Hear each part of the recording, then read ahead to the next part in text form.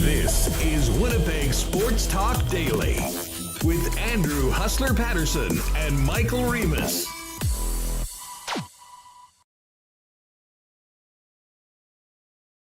Hey, what's up, everybody? Happy Friday to you. The weekend is here, as is the return of Patrik Laine tonight to Canada Life Centre. Lots to get to. I will hopefully try and stay positive and, speak more about tonight's game than last night's game. But unfortunately, we're going to have to revisit that turd that was served up last night at Canada Life Centre.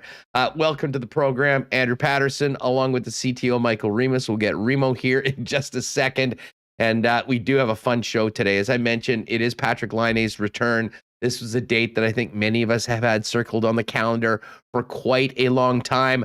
The former Winnipeg Jets spoke this morning. We'll hear from Patrik Laine on his thoughts on returning to Winnipeg, where he started his NHL career.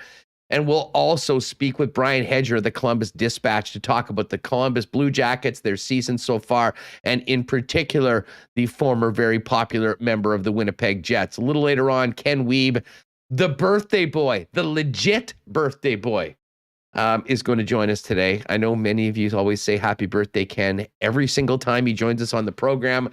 However, in fact, we checked with Hockey DB. It is his birthday today. So Ken's going to join us. We'll get his thoughts on what the hell happened last night and how they straighten it out and get back on track for a big game tonight against a team I'm sure that'll be quite motivated to come up with a big performance for their teammate against his former squad. And then at the end of the program, or in the final hour, Nick Ziff's going to join us. Longtime warm-up listeners will remember Ziff's amazing appearances on Friday afternoons. And he's always been my go-to guy when it comes to soccer stuff. And we'll be speaking about the good, although it was a tough night last night for Canada, losing 1-0 to Costa Rica, down 10 men somewhat early. But it is going to be clinching time when Canada takes on Jamaica on Sunday. And in the meantime, Italy is out of the World Cup for the second consecutive World Cup. An absolutely stunning result yesterday, losing to North Macedonia. So I'm looking forward to having Ziff on the program, finding out a little bit more, looking ahead to Canada, Jamaica, as well as maybe seeing who he's sprinkling on in the weekend. At the end of the program, we will have a marble race.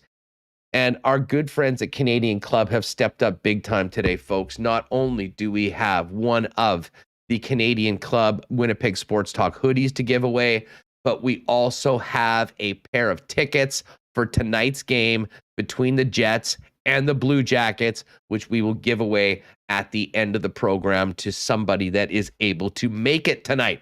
So shaping up to be a great show, despite what we have to talk about to begin. And that is, of course, the Jets lost last night to the Ottawa Senators. Let's get Michael Remis in here. But first, let me thank all the sponsors that make WST happen each and every day. Coolbet Canada, Princess Auto, F Apparel, Vita Health, Culligan Water, Royal Sports, Not Auto Corp, Manitoba Battery, Boston Pizza, Little Brown Jug, the Nick and Nicky DQ Group, and of course our friends over at Canadian Club. Remis, what's going on, my friend? Yeah, I'm just on, first of all, I know it's Ken's birthday, but check out, if people don't believe it's his birthday, go to his Twitter page and balloons come up. So there it is. There you go. There it is. It officially is his birthday. It is actually. Hockey DB confirmed. That's our two sources right there. That's journalism. Hockey DB, yeah. and his own Twitter account. Hockey DB and balloons on the Twitter page. Yep. It was 100% true. Well, we've got a lot to talk to Ken about. I mean, I know we're going to get into this weekend, Columbus and Arizona on the weekend, but it will be hard not to spend quite a bit of time wondering what the hell happened last night. I mean, I heard a number of people describe that as the worst game of the season for the Winnipeg Jets. And while I probably wouldn't go there as far as the actual play on the ice, when you think about the stakes right now and where the Winnipeg Jets are in this playoff race and their current situation, to come out so flat and lifeless and without urgency is, I mean, simply inexcusable. And that is one that is going to take a long time to get over, I think, for some fans, because it really did seem like the Jets had a pretty damn good opportunity to barge right back into this. And, and frankly, first and foremost, keep up with the Dallas Stars. I mean, while the Jets were losing at home to the Ottawa Senators in regulation, the Stars behind the wedge wall were grabbing 2 points against the Carolina Hurricanes. So disastrous night for anyone that was still holding out hope that the Jets could potentially be a playoff team. And not a lot of answers afterwards. I mean, we didn't really hear from any of the leadership group, if you will, although two of the guys that have become real leaders on this club, Nikolai Ehlers and Kyle Connor, spoke after the game. And I mean, just massive disappointment that a game like that could get away the way that it did in the third period. But what was even more concerning, Remis, I think, was the fact that, if you just watched that game, you would have thought that was, a game in the first 3 weeks of the regular season or something. I mean, no intensity whatsoever, a complete lack of urgency, as I mentioned. And, it's frankly inexcusable. And Dave Lowry didn't have very many answers after the game last night. Just an overall disappointment all around and a devastating loss for the Winnipeg Jets and for those people that were still holding out hope that this team could have a late season push and get back into a postseason spot. Yeah, just keeping up with Dom's playoff projections. They were at about 16% yesterday to make the playoffs. Now that has been cut in half, 8% chance. And Joe Pascucci tweeted out what they're in the Jets game notes that they put out every day in their media guide. I mean, they have second wildcard points race projected 98 points. The Jets have 17 games remaining. They need 29 points. Projected record needed 14, 2, and 1. So that kind of shows where we are. That makes me believe that 8% chance is actually really high that Dom has projected. So the game last night, you think you're in a ripe opportunity to get that 3-game win streak that you haven't seen since January. And you just have another one of those performances. We had the game against Vegas on Tuesday, which was, you got outplayed and, pulled a win out of the magic hat at the end. And partly being Connor Hellebuyck. I think Hellebuck's been fine, but they're getting outshot by Ottawa, by Vegas, which, Vegas was missing so many guys. Ottawa's been a bottom team in the league. You're going through these stretches and periods where you don't get a shot for 2/3 of the period or 3/4 of a period. It seems absolutely insane. The game was close going to the third. You thought maybe they could pick it up and generate something, but it just wasn't there. And you make a mistake on a pinch, you get a chance, odd man rush, and then they put it in. One thing stood out to me, we joked last week about Bruce Cassidy, the Bruins coach. Not joked, he did mention that, the Jets give up a lot of slot shots. And I joked on Twitter that DJ Smith must have got the memo from Bruce Cassidy. Here's the heat map from Natural Stat Trick. Look at this little area around the Jets slot where the Sens scored all their goals. That is just dark blue, getting the majority of shot attempts from there. Meanwhile, the Jets are taking distance shots, hoping to beat Anton Forsberg, who had full revenge mode on the Jets last night, and he's been very good there since. Revenge mode. That being said, he did. The one goal that the Jets scored was an absolute fluke. Josh Morrissey was trying to center a puck to Blake Wheeler, and Forsberg somehow stuck a pad out and knocked it into his own net. That was the offense for the Winnipeg Jets last night. It's very hard. And listen, I want to talk more about, Laine coming back in this game tonight and the weekend. And me, I try to be positive, and I try to focus on, what is possible as opposed to the negative. But I don't have much else other to say than it's hard to imagine a more damning indictment of a team than to be in the situation the Winnipeg Jets were in, to play like that last night. And I mean, the Ottawa Senators have tee times booked for this spring. They're done. They are finished. They were missing some of their most important players. No Shabbat, no Pinto, no Paterson. And the Ottawa Senators wanted that game more than the Winnipeg Jets. It wasn't even close. And, and I feel for Connor and I feel for Ehlers. I mean, these are two guys that have done a lot of talking afterwards. And no, listen, they aren't the guys that are, they've sort of become spokespeople for the clubs because, I think those two and Pierre-Luc Dubois are the guys we see the most because the media ask for them because they're the ones that actually answer questions honestly.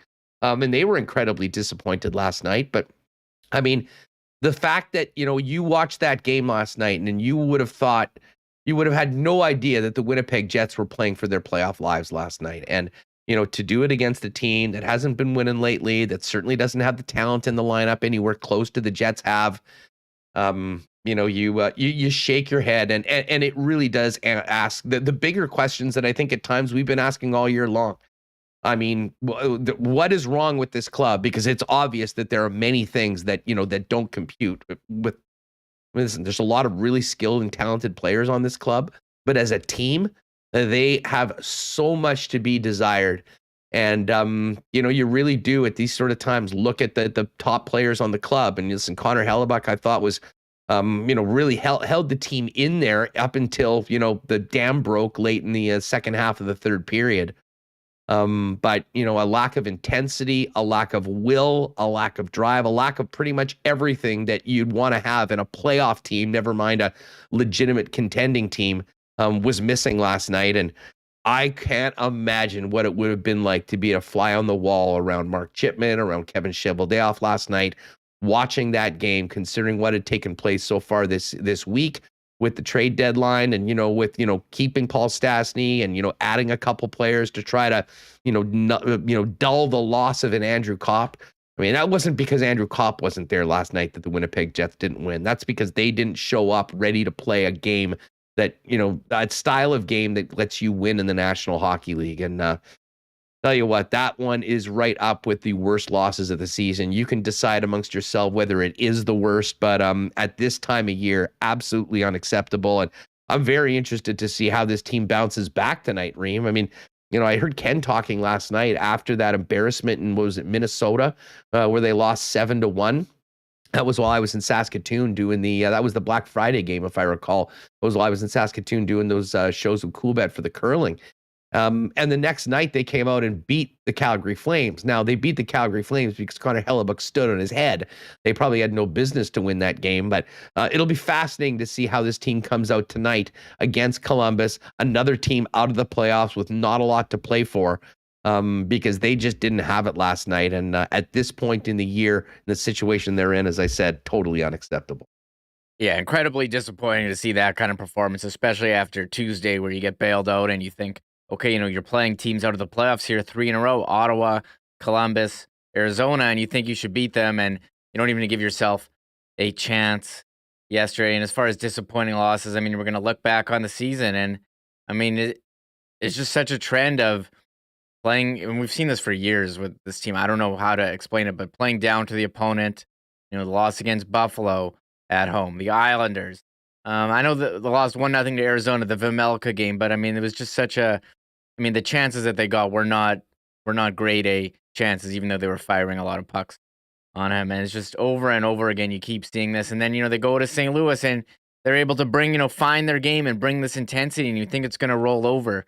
And it doesn't. And again, another one, the Monday home game against Chicago after the weekend, great performance against Nashville. It's just so bizarre, this team. It's been so puzzling. And I mean, that's the one we joke. The only consistent thing about this team, the Jets, is their inconsistency. When you think that they found their game and, they're going to start playing well, they revert back to what you saw last night. It's just too many of those performances. And, we all want them, to go on a run and make a playoffs, but it's just becoming more and more clear that it's not going to happen. Even if Connor Hellebuyck, after his shutout on Tuesday, tried to pump up the team, like, yeah, we're going to the playoffs. But I mean, you can't have a playoff team doesn't have that performance that. Well, he was trying to, last I night. think, convince his teammates because let's face it, they didn't show up for the first 15 minutes of that game either.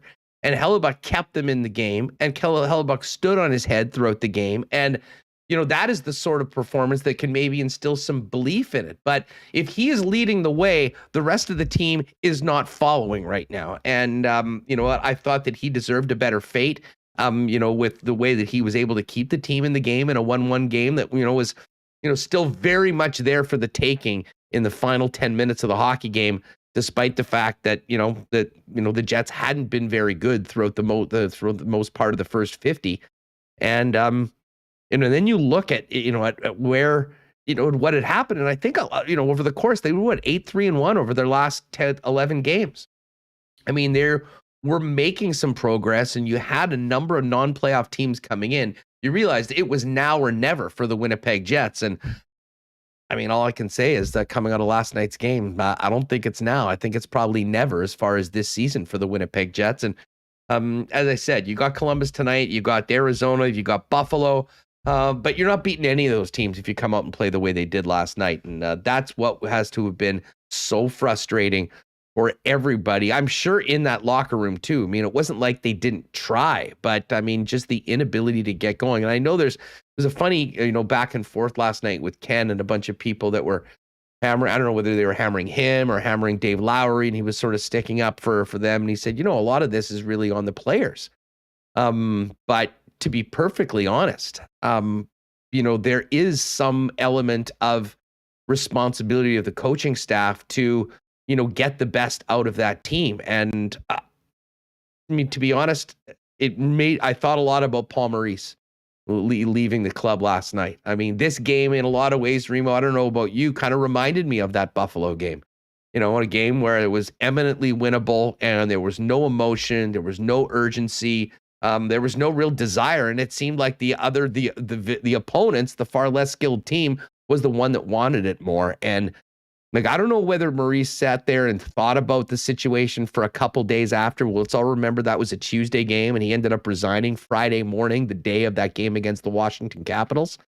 But I mean, there would have been a lot of soul searching, I imagine, amongst people in positions of responsibility after the way the team played last night. And as I said, still lots of hockey left to be played, but they basically have to run the table almost, as you mentioned, 14-2-1. We were sort of thinking they needed to go 14-4 the rest of the way into that. I mean, that's even a higher standard going forward. And listen, I'm not sure whether you're going 2-14 if you play like that each and every night. So certainly they're going to need to be better. I would imagine that they will be. But what a missed opportunity. And, a lot of disappointed Jet fans last night in the chat rooms, online, and talking to friends after, what should have been the start to a big opportunity for the Jets to push back in and get closer to the Dallas Stars. Yeah, I was reading Mike McIntyre's column, and he said, the Jets talk about how they are fighting for a playoff spot, and, they have a funny way of showing it when you watch as you called it. They didn't fight for anything last night. It was... it's something. It was something else to see that kind of performance. And he thought maybe it was a one-off on Tuesday against Vegas, where you get outplayed by a Vegas team that's been hurt on the second game of back-to-back. And again, it's hard to you say, okay, you watch the last two Jets games. Okay, which team has all these injuries and is playing on a back-to-back? The Jets looked like more like that team. And then last night you're like, okay, which team is fighting for a playoff spot? Which team already has a cheat times book? Well, the Jets. Again, it's pretty baffling. And I did agree with you. You do have reminders of that Buffalo game. And I did kind of think of Paul Maurice, how he would be reacting, in a post game. Dave Lowry after the game said, they needed some more help from the forwards on the defense, not really calling anyone out in particular. And I think Kyle Connor, he kind of said the same thing. Forwards weren't really helping out with the back check as well. But what a turd! What do you call it? Turd performance? Is that what you called it? That was a turd. That was a turd. I think I referred to it on the Lock Shop today as the Jets served up a double XL sized shit sandwich for the folks that were at Canada Life Center last night, and it didn't taste good. Anyways, I mean, we could literally sit here and bitch about that game for the next 2 hours. I don't think anyone really wants to do that, but we'll do there is a game tonight. Yeah, we'll do the one positive from last night. Kyle Connor scoring his 40th goal of the season. First Jets 2.0 player to have 40 goals, 40 assists. Okay, yes, you're right. You're right. But I almost had a bad taste in my mouth after that because, that's a big, big goal for an incredible player that's having a monster season for the Winnipeg Jets. And you would think that, Kyle Connor's 40th goal at home would be a real reason to celebrate. And I don't know about you, Remis, but I mean, to me, that was completely overshadowed by the performance of the team, the collapse in the third period, and the fact that, it was done with a pulled goalie down 3 goals just, a couple minutes after they were tied 1-1 in a game that they absolutely have to have. I mean, look, I'm going to look at, when I put my fantasy rankings together next year, I'm going to see Kyle Connor had 40 goals, 40 assists, and going to put him, up there. So I'm not sure if I'm going to remember that it was, maybe I will now that you brought it up, but I mean, yeah, it was obviously you'd like him to score, maybe the second Jets goal of the game while it was tied 1-1, but he didn't. So he still got 40. He's having an awesome season. Like, I don't think he's going to get Hart Trophy conversation around the league, but it amazes me that he's, he's top among the league leaders in goal scoring, in points as well. So I mean, there he is. What is he behind? He's tied with Austin Matthews, who people are saying is a Hart Trophy nominee. So maybe Kyle Connor is. He's definitely MVP of the Jets this year. There's no question about that. Yeah, well, exactly. And you know what? I'm interested to see is who shows up tonight, who shows some of the will and determination that you expect to have in a team. I mean, in guys that are real leaders on this club. I'm expecting a big game from Pierre-Luc Dubois. And I certainly think that Patrik Laine is going to have a big one as well. I know there's tons of comments on Laine in the chat, and we're going to hear from Laine in a minute. We'll talk to Brian Hedger as well for a few minutes. I see Alvin Bale. Is Laine still a 40-goal player? I don't think he is. He's a 25, 30-goal guy right now. Alvin, to quote Ken, I think we might need to get a copyrighted Ken Wiebe wake up to you. He's got 25 right now in 45 games. He's one of the hottest scorers on the planet right now. I mean, he's 25 goals in his sleep. And if he plays, keep in mind, he missed almost 2 months and his father passed away this season. And listen, if you don't think Patrik Laine is almost a lock for 40 a year, if he plays all the games, I mean, I don't know what to tell you. That being said, let's hear from Laine a little bit. We're going to have Brian Hedger coming up in just a minute. Why don't you get those clips ready? In the meantime, we'll give a big shout out to our friends over at F Apparel for their support of Winnipeg Sports Talk. Shout out to Andrew and the gang down at 190 Smith Street. They are Winnipeg and Manitoba's leader for affordable styling custom suits for men, not to mention dress shirts, golf pants, untucked dress shirts, shoes, ties, accessories, and more. Hey, every guy needs at least one suit that fits and looks great. We've got weddings coming up, graduations, parties, now that hopefully we're getting on the other side of COVID. If you are having a wedding this summer, talk to them about a great deal for your wedding party. 15% off when the wedding party buys their suits from F Apparel. And if you've got a high school graduate, bring them down just with proof that they're graduating this year from a local Manitoba high school. You can get a custom suit that they can wear for a long time, starting at $400, and they'll include a free shirt and a free tie for the young man. F Apparel, EPHapparel.com, or pop down and see them at 190 Smith Street. Hey, today's the day at Vita Health Fresh Market, gang. Take advantage of already great prices on Winnipeg's best selection of natural and organic supplements, beauty products, and groceries. But today, Friday, March 25th, it's Customer Appreciation Day, and you'll save 10% on everything in the store with a few exceptions, and that's in addition to current sale prices. Now, if you can't make it into the store, visit their brand new fully shoppable website at myvita.ca to buy online or schedule a delivery with Instacart. And if you're able to pop in, make a point of checking out that amazing Vita grab-and-go deli, including delicious and healthy lunch options like Vita Market salads, soups, sandwiches, and more. Vita Health Customer Appreciation Day today until close. 7 Winnipeg locations, including the newest store in Linden Ridge, and online at myvita.ca. Sportsnet.ca. And well, we're getting some healthy eats over at Vita Health Fresh Market. When you're talking about health, the first thing it starts with is great water and staying hydrated. The Culligan folks, family owned, doing it in Winnipeg for 65 years. The Stewarts have been our go-to people for all things water, and they really do have it all at Culligan. Water softeners, filters, bottled water coolers, whole home systems, drinking water systems, not to mention citywide water delivery services, and for your business, commercial and industrial water products and solutions. Whatever your water needs are for the home, for the cottage, or the business, Culligan can help you out. 1200 Sargent, 694-5180, and online at drinkculligan.com. All right, Remo, let's hear from Patrik Laine. Lots of interest here in the market on the former Winnipeg Jet and his first game back here in front of the fans that cheered him for the first part of his NHL career. Laine spoke today and yesterday, and let's start it off with here's Patrik Laine on returning to Winnipeg, where he had such great success starting his NHL career.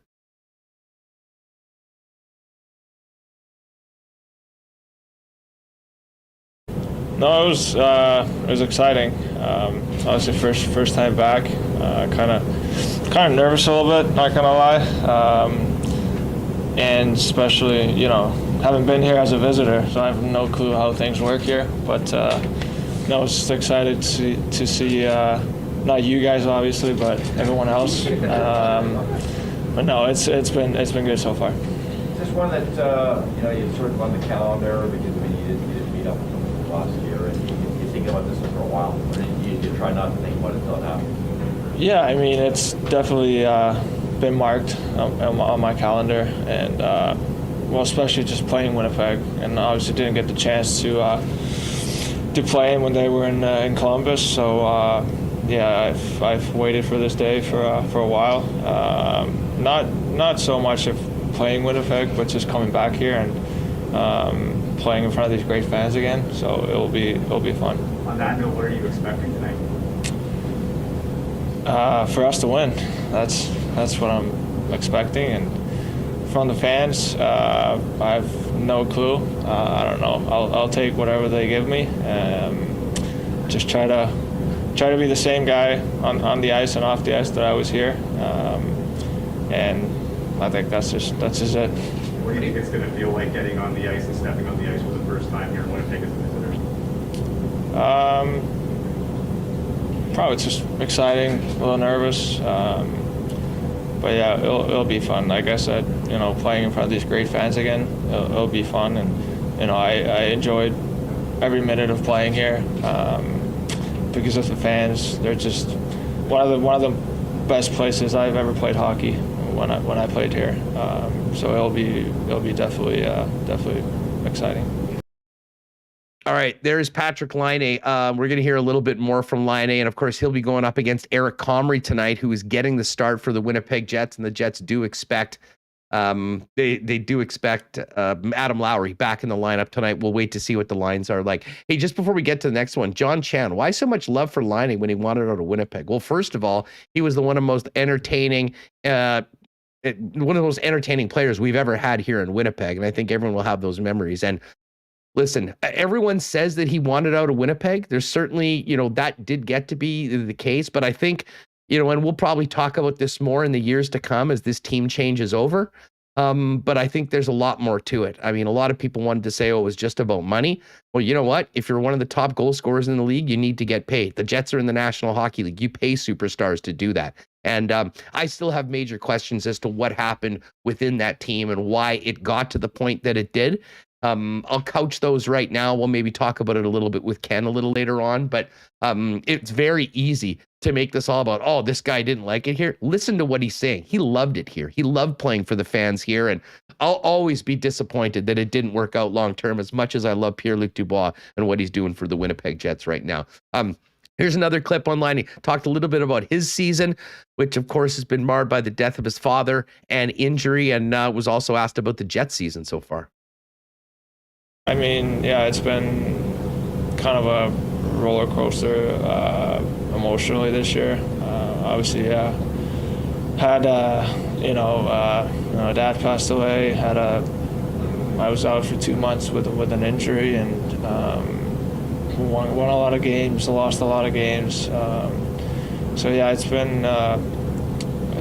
definitely one of the toughest years, not hockey-wise, that I've had, but I think it's just a good time to learn and grow as a human. And I feel like I've done that so far. And but yeah, it's been a weird one. Patrick, how closely do you still kind of keep tabs on the Jets? And imagine you still have friends on the team, how they've been doing this year, and any thoughts as to why they've maybe been so up and down this year? Honestly, haven't paid too much attention. Probably watched not too many games, but obviously always checking the scores and how the guys are doing. And a lot of the guys have great years, and for the team's success, I've no idea. I haven't watched it enough, and it's not really my job to try to analyze them. Why are they where they are right now? But yeah, just happy for the guys that a lot of my good buddies. So they have really good years. Just wish them all the best, but not tonight. All right, so there's Patrik Laine on his season so far, as well as the Jets season. Now, obviously, there's lots of questions. We'll always have questions, I think, or I certainly will be, about how it didn't work out here. I mean, you have the benefit of winning the lottery, getting the second overall pick. A guy as an 18 and 19-year-old scores 80 goals in his first 2 seasons. I mean, how that guy isn't a player forever on your team. I mean, it doesn't happen very often where it gets traded before the end of his first contract. Patrik Laine was asked, by the local media today if he thinks about why it didn't work here.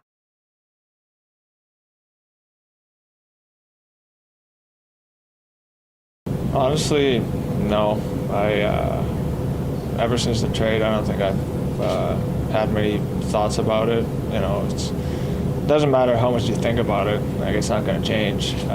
So I haven't started analyzing it really. It just didn't work out for me. It didn't work out for the team, and obviously they found a great trade for them. That's been working out.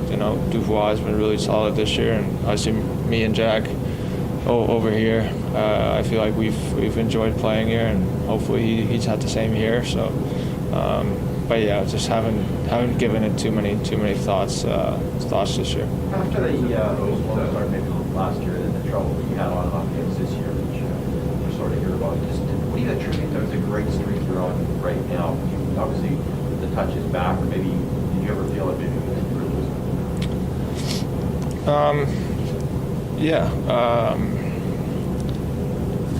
I don't know. It's just like I've always believed, and I've been told that every time you work hard, the success is gonna come at some point. It didn't come last year, and I wasn't working hard enough. That's no secret. Kind of let it go at times, but try to learn from your mistakes and not make them happen again.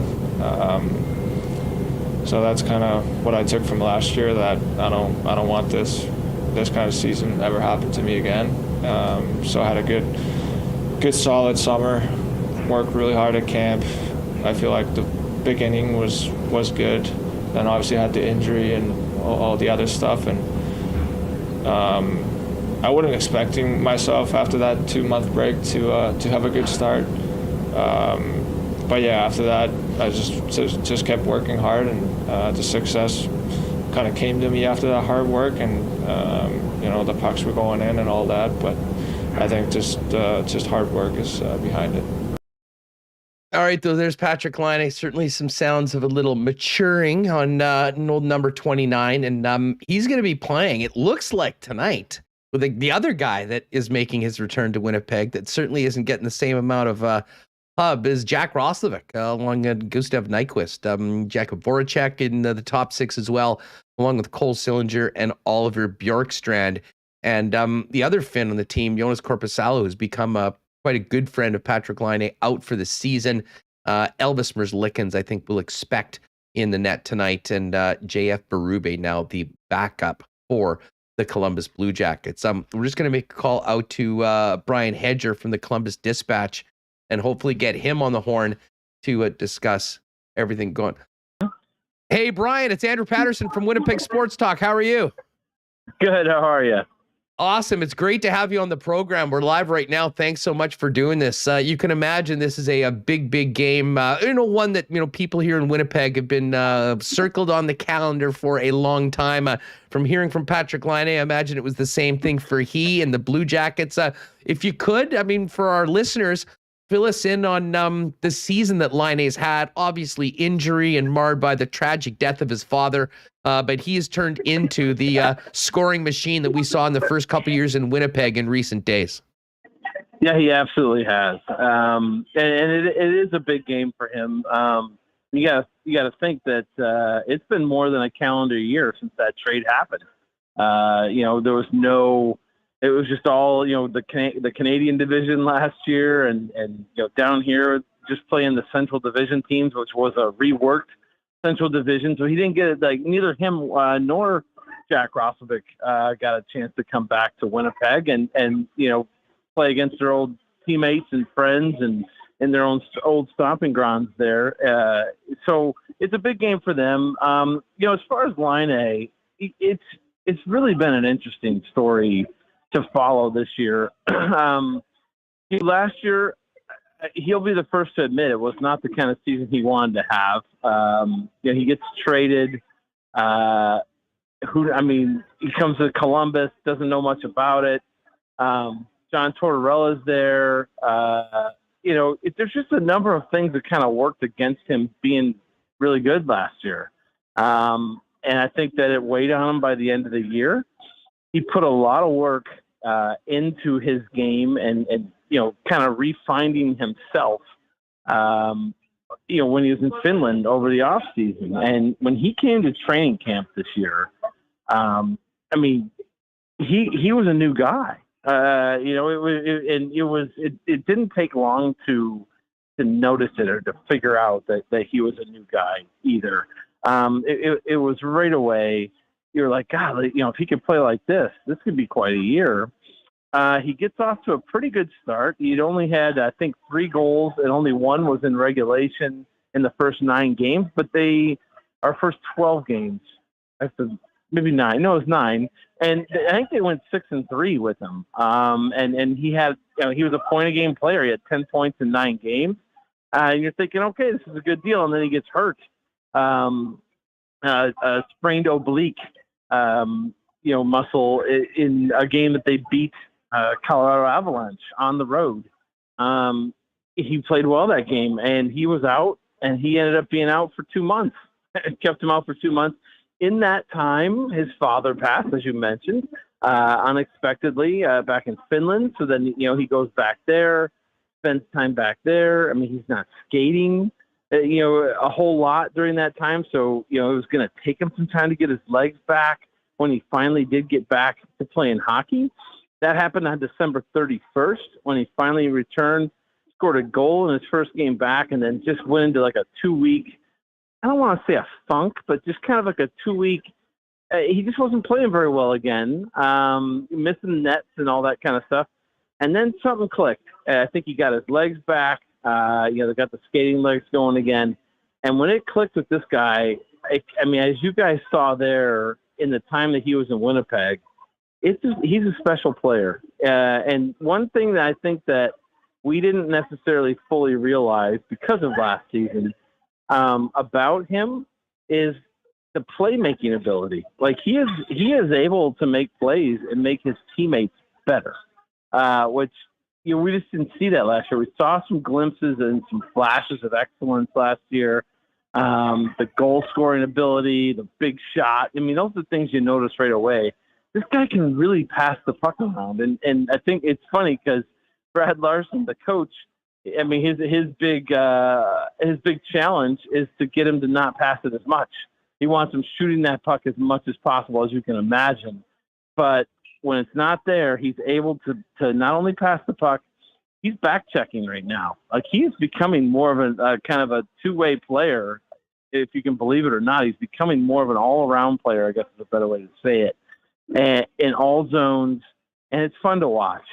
He is a special talent.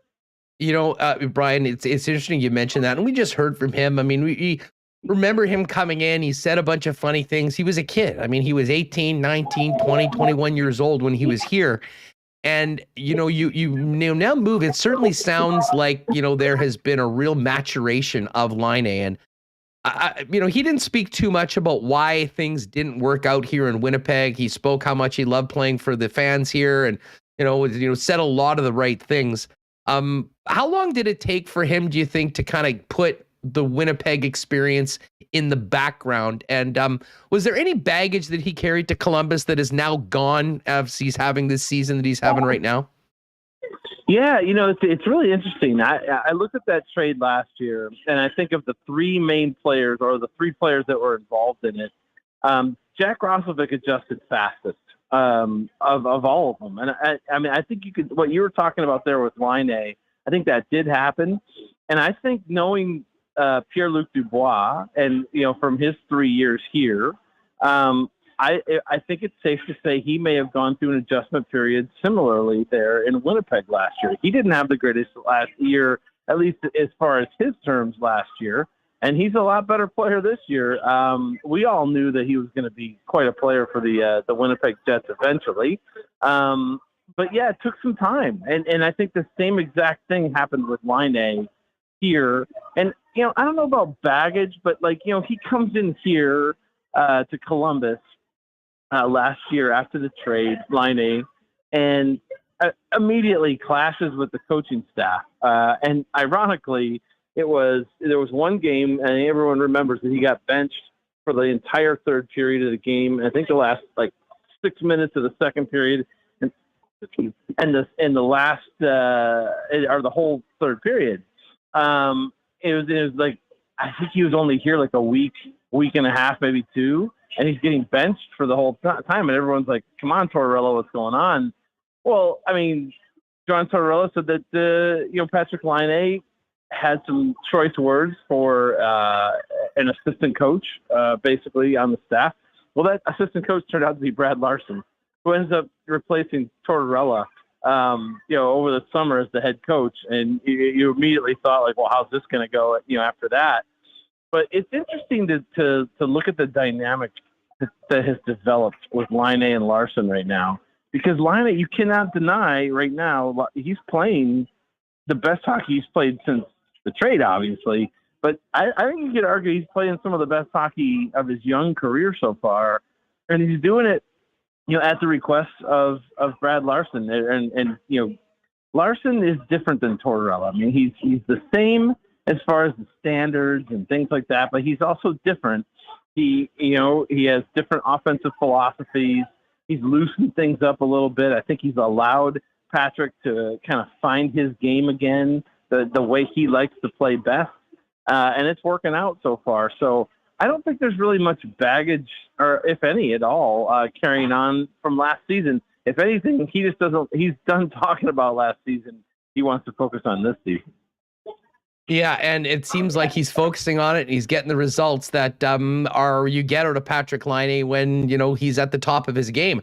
You mentioned Larson. How much credit does Larson get for, first of all, the way the team overall has played? I mean, I think a lot of people had pegged this team the way last season ended to be near the bottom. And listen, they're not going to be a playoff team, but they have been very competitive. They're winning games. But in particular, the play of Laine. And then maybe tell us about Roslovic's season as overall, because like many younger players, there's been some ups and downs, but he has been getting some opportunities to play in the top six. Very, very much so. It's interesting with, Roslovic, and I guess we'll start with Larson and the way the team is playing. I mean, they're above 500 if you look at it. And like you said, virtually nobody outside of Columbus thought this team could do anything other than finish last. And here they are, fifth in the Metro. They're not going to make the playoffs. I think a lot of the veterans in the room are really disappointed about that. Because they thought that they actually nobody else thought they had a shot to do it, but a lot of those guys thought, hey, if we can stay healthy, if we can do this, we can do that, we can make a run at this. And there's an interesting the statistical split if you look at it. those 20 games that Patrik Laine missed, I think they turned out to be pretty critical to this team, because if you look at their record, I think it was 6-3-0 before he got injured. And since he's come back, I believe they are, I mean, I know they have their record, they're one of, since January 27th, let's put it this way, since January 27th, when he really started, playing like Patrik Laine that we all know, if you look it up, they are, as far as points goes, they're among I think they're 4th or 5th in the league, or tied for 3rd or 4th in points in the entire league. That's almost 2 months now. I mean, I don't think a lot of people realize how well these Blue Jackets are playing as far as scoring goals. I mean, look at the goals scored. This was a team for 2 years. The past 2 years couldn't score a goal. They played defense and they had goaltending, couldn't score a goal. That was the problem, right? Like, Blue Jackets where are the goals going to come from? This year, they're since January 27th on, I think they're averaging 3.83 goals a game, which is more than a goal per game, above last year. A lot of that is Patrik Laine, and you can make a direct kind of line there of with Patrik Laine and without Patrik Laine. And with them, they have been so much better because they just have so much offensive firepower. People have to worry about them. And as far as Jack Roslovic goes, I mean, it was a really rough season for him this year until about, I want to say about a month and a half ago.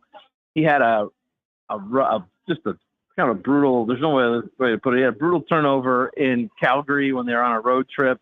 It basically kind of led to their undoing, or it was one of the things that led to their undoing in another blowout loss. I'm sure a lot of teams have experienced that with Calgary this year. But Jack really took it hard, and I think it flipped the switch. And I think he decided, you know what, I'm going to take some of the stuff that they're talking to me about. I'm really going to focus on it, that the defensive zone stuff as a center. And, he took his lumps. They had him down at the 4th line at one point, centering the 4th line, playing about 9 minutes a game. And then there was, I can't remember the exact game, but I remember being at a game and about a month and a half ago or so, and Larson decided to flip Roslovic from the 4th line, and Sillinger, the 18-year-old youngest kid in the NHL, who was centering the 2nd line at the time, he flipped them and, put Sillinger on the 4th and Roslovic up with the 2nd. And it clicked. Like he started taking off. He started playing a lot better. Some of the stats started coming along, the more he was there. And then Boone Jenner went down. Boone Jenner's had a phenomenal season for a rebound season for this team. He's been the number 1 center pretty much the whole season. He goes down with a back injury. He's week to week. He's out.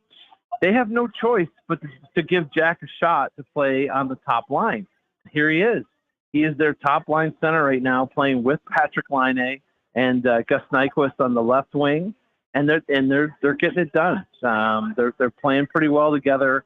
It's fun to see, and Jack's only 25 years old, and he told me, I talked to him for a story about shortly before the deadline, maybe about a week before the deadline or two, and he basically said, "Look, I'm getting to an age in my career." He's like, even though I'm still young.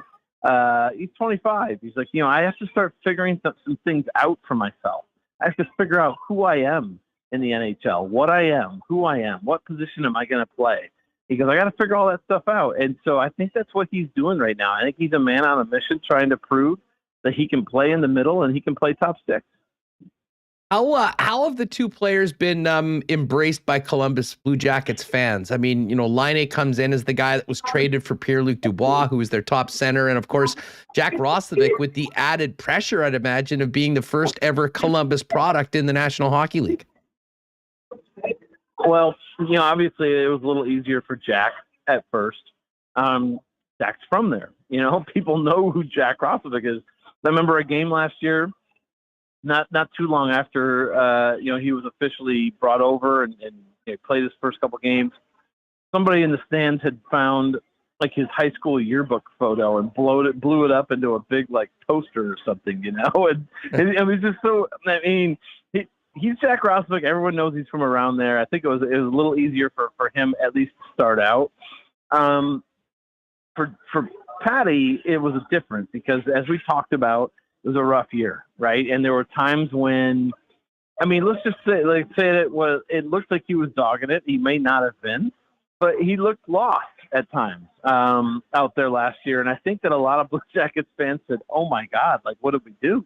We traded Pierre-Luc Dubois, a number one center in the NHL, or at least a top six center who's a power forward, a young guy, and this guy looks like he doesn't even want to be here." Totally different story this year. He has completely turned his whole game around. His personality is interesting too, and I'm sure you guys know this as well from dealing with him there for as long as he was there, is that he's so brutally honest. Like, he's just an honest guy. Like, he doesn't give you any of the sugar-coated BS or anything. Like, he'll talk in hockey cliches every once in a while, but mainly he just tells you what he thinks. And, you know, I think that kind of style or that kind of personality, it takes a while to grow on you.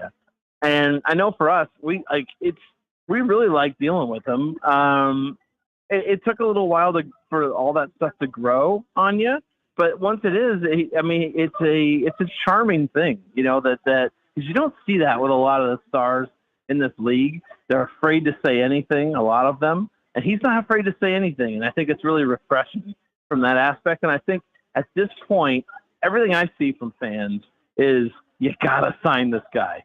You know, like back up the Brinks truck, back up the armored truck, just give him what he wants, make sure he stays here, and that people know that he's our face of the franchise for however many years to come. Well, you know what? And Brian, thanks so much for joining us. I'll finish with you on this question. And it's exactly that. What is the prognosis for a long-term extension? Do we know whether that's been talked about? And do the Blue Jackets expect that Patrik Laine will be the face of their franchise for many years to come and sign him to a long-term deal? Start out real quick on this one. The fact that you didn't hear his name at the trade deadline at all, really, unless you were reading some Finnish reports. I don't know where they're getting this stuff, but you didn't really hear his name being out there, and that should tell you something right there, because that tells me that the Blue Jackets they know they're going to have to talk with him and his representation in the off season, right? I think Patrik wants to focus on this season, finish it strong, and then talk about, the future. I did talk to him. And you can find this on dispatch.com. I did do a story recently where he basically said he loves Columbus. I asked him point blank, I said, look, if you were to sign an extension here, like a contract extension, like a multiple year deal, would you be happy? Because absolutely, I love it here. And that was interesting to hear because, as I go around the league, you see some of the Finnish reporters that are around, and it feels like they all feel like he's going to automatically be traded this summer. Like they're just waiting for the trade to come along. And I actually said that to Laine too. I said, to Patty, I said, like every one of these guys I talk to, they kind of feel like you're getting traded somewhere this off season. And he kind of laughed and he goes, I don't know where they get it. He goes, it's not coming from me because I really like it here. And he goes, I would like to stay. And so he didn't say that they have started conversations, but I get the feeling, I don't think anything really official, hard line has started yet, but I get the feeling that, they're starting to come around to that. And in the off season, they're going to take some serious looks at it. Brian, thanks so much for doing this. We really appreciate you joining us. It'll be an interesting night tonight. I'm sure the former Jets will get a warm welcome, and then we'll see what happens between these two teams once they drop the puck. Absolutely. It'll be fun to watch. Appreciate your time, my friend. Thanks. Thanks for having me on. See ya. There's Brian Hedger from the Columbus Dispatch. You can follow him on Twitter at Brian Hedger. All right, we're going to get Wiebe in here in just a second. Before we do that, big thanks to our friends over at Manitoba Battery. And I know we've been talking about winter batteries and cars, but guess what? The spring is allegedly here. Don't look outside right now. But we're going to be very soon putting this miserable winter behind us and getting ready for spring cleaning and spring fun. For some of you, you're going to need batteries that are going to help you get the job done for your lawnmower, the drill you're going to build your new deck with, the tractor that's going to help you get the crop in for all our farming friends out there. Whatever the job is, Manitoba Battery's got you covered on the battery front. And, for the fun stuff, whether you got a summer hot rod, a golf cart that gets you around from site to site at the lake, a motorcycle hitting the road with, or a boat, camper, Manitoba Batteries got you fully covered there. Anything that needs a battery, Manitoba Batteries got it for you. They deliver anywhere in the city with same-day delivery when you order by 1:30 in the afternoon at a much lower price than what you would have to pay at one of the big box stores. Manitoba Battery, 1026 Logan Avenue. Give them a call at 783-8787 or find out more online at manitobabattery.com. I have a feeling there'll be a few Laine jerseys in the crowd tonight. And when you're thinking jerseys, Jets merchandise, and Jets gear, one place for all of that is Royal Sports at 750 Pembina Highway. Thousands of pieces of Jets merchandise, including many exclusives, not to mention exclusive Bomber Championship gear still available, and the best selection of NFL, Major League Baseball, NBA, NHL, international soccer, merchandise, and more is all over at Royal Sports. But it's much more than just merch. Massive hockey section, snowboards, fitness, and with spring right around the corner, they are the superstore for all your baseball, softball, and soccer needs for the upcoming season. Pop down and see them, 750 Pembina Highway, and follow them on Instagram at Royal Sports Pembina for the latest merchandise drops and sale news. And our friends at Royal Sports, or our friends at Not AutoCorp, I should say, have a great program right now. I know many people choking when they go to their local gas station to fill up, thinking about potentially going into an electric vehicle when we know Teslas have been the leaders, and Not has been the Tesla leader in Winnipeg for just about 10 years with many Teslas on the lot. Find out more about the Tesla experience, where you can try, drive, and learn about what it's like to be in a Tesla. It's a great program right now. You can find out more at Not AutoCorp on Twitter, or check out online at not.ca, or pop down and see them in person over at Not AutoCorp at Waverly and McGillivray. All right, let's get to it. Wiebe's World with us. Ken Wiebe joins us now. First things first, happy birthday. It's 364 days a year you get wished happy birthday, and we kind of go, okay. But this actually is it, and you don't look a day older than 40 right now. Still looking like $1 million US tax-free. Hustle's great to be with you, rocking the F apparel here today. So it's a beautiful day in the neighborhood. Entering my late 40s with some vigor. Let's hope for a little bit of panache. I don't think I'm going to be able to rival Patrik Laine's suit tonight, but tried to bring out a solid one. Should be a fun day at the downtown barn here. There's no doubt about that. Well, speaking of vigor, you had a lot last night on Kenny and Rennie after the game. I wish that the Jets had an ounce of what you brought to the post game last night in that game against the Ottawa Senators. I mean, we won't spend too much time on it because there's lots of neat things about this game tonight, the return of Laine and whatnot. But absolutely inexcusable. I mean, for this team to be in the situation they are, to put forth a performance like that against the Ottawa Senators, I can't imagine. I said this earlier. Can you imagine being a fly on the wall around Cheveldayoff or Mark Chipman in the press box last night watching that? Well, even to be in the coach's office, Huss, I would think that any garbage can would have been in danger based on what was seen on the ice. Absolutely disappointing, demoralizing effort by the Winnipeg Jets. I think it was one of their poorest showings. I won't go as far as Sean did in saying he thought it was their worst. I still do think that game in Minnesota was a worse effort overall, but man, oh man, if you can't find the urge again, and the irony in all this, Huss, urgency was the word that Dave Lowry used to describe how his team went on that 8-3-1 run that got them back in the race. And then they showed absolutely none of the required urgency until it was 4-1. I mean, that is, as you said, that is inexcusable. And I am absolutely fascinated to see how this group responds. One thing we have learned about the Jets this year, Huss, they have been able to turn the page on deflating efforts. And obviously, given their scenario and circumstances, they can't afford anything but a inspired response. But to me, the most troubling thing, Huss, was this. Paul Stastny spitting fire, truth serum, unfiltered, mentioning that the Jets got lucky against Chicago, then got a game stolen by their goaltender, and yet still came up with that effort in a game they absolutely had to have.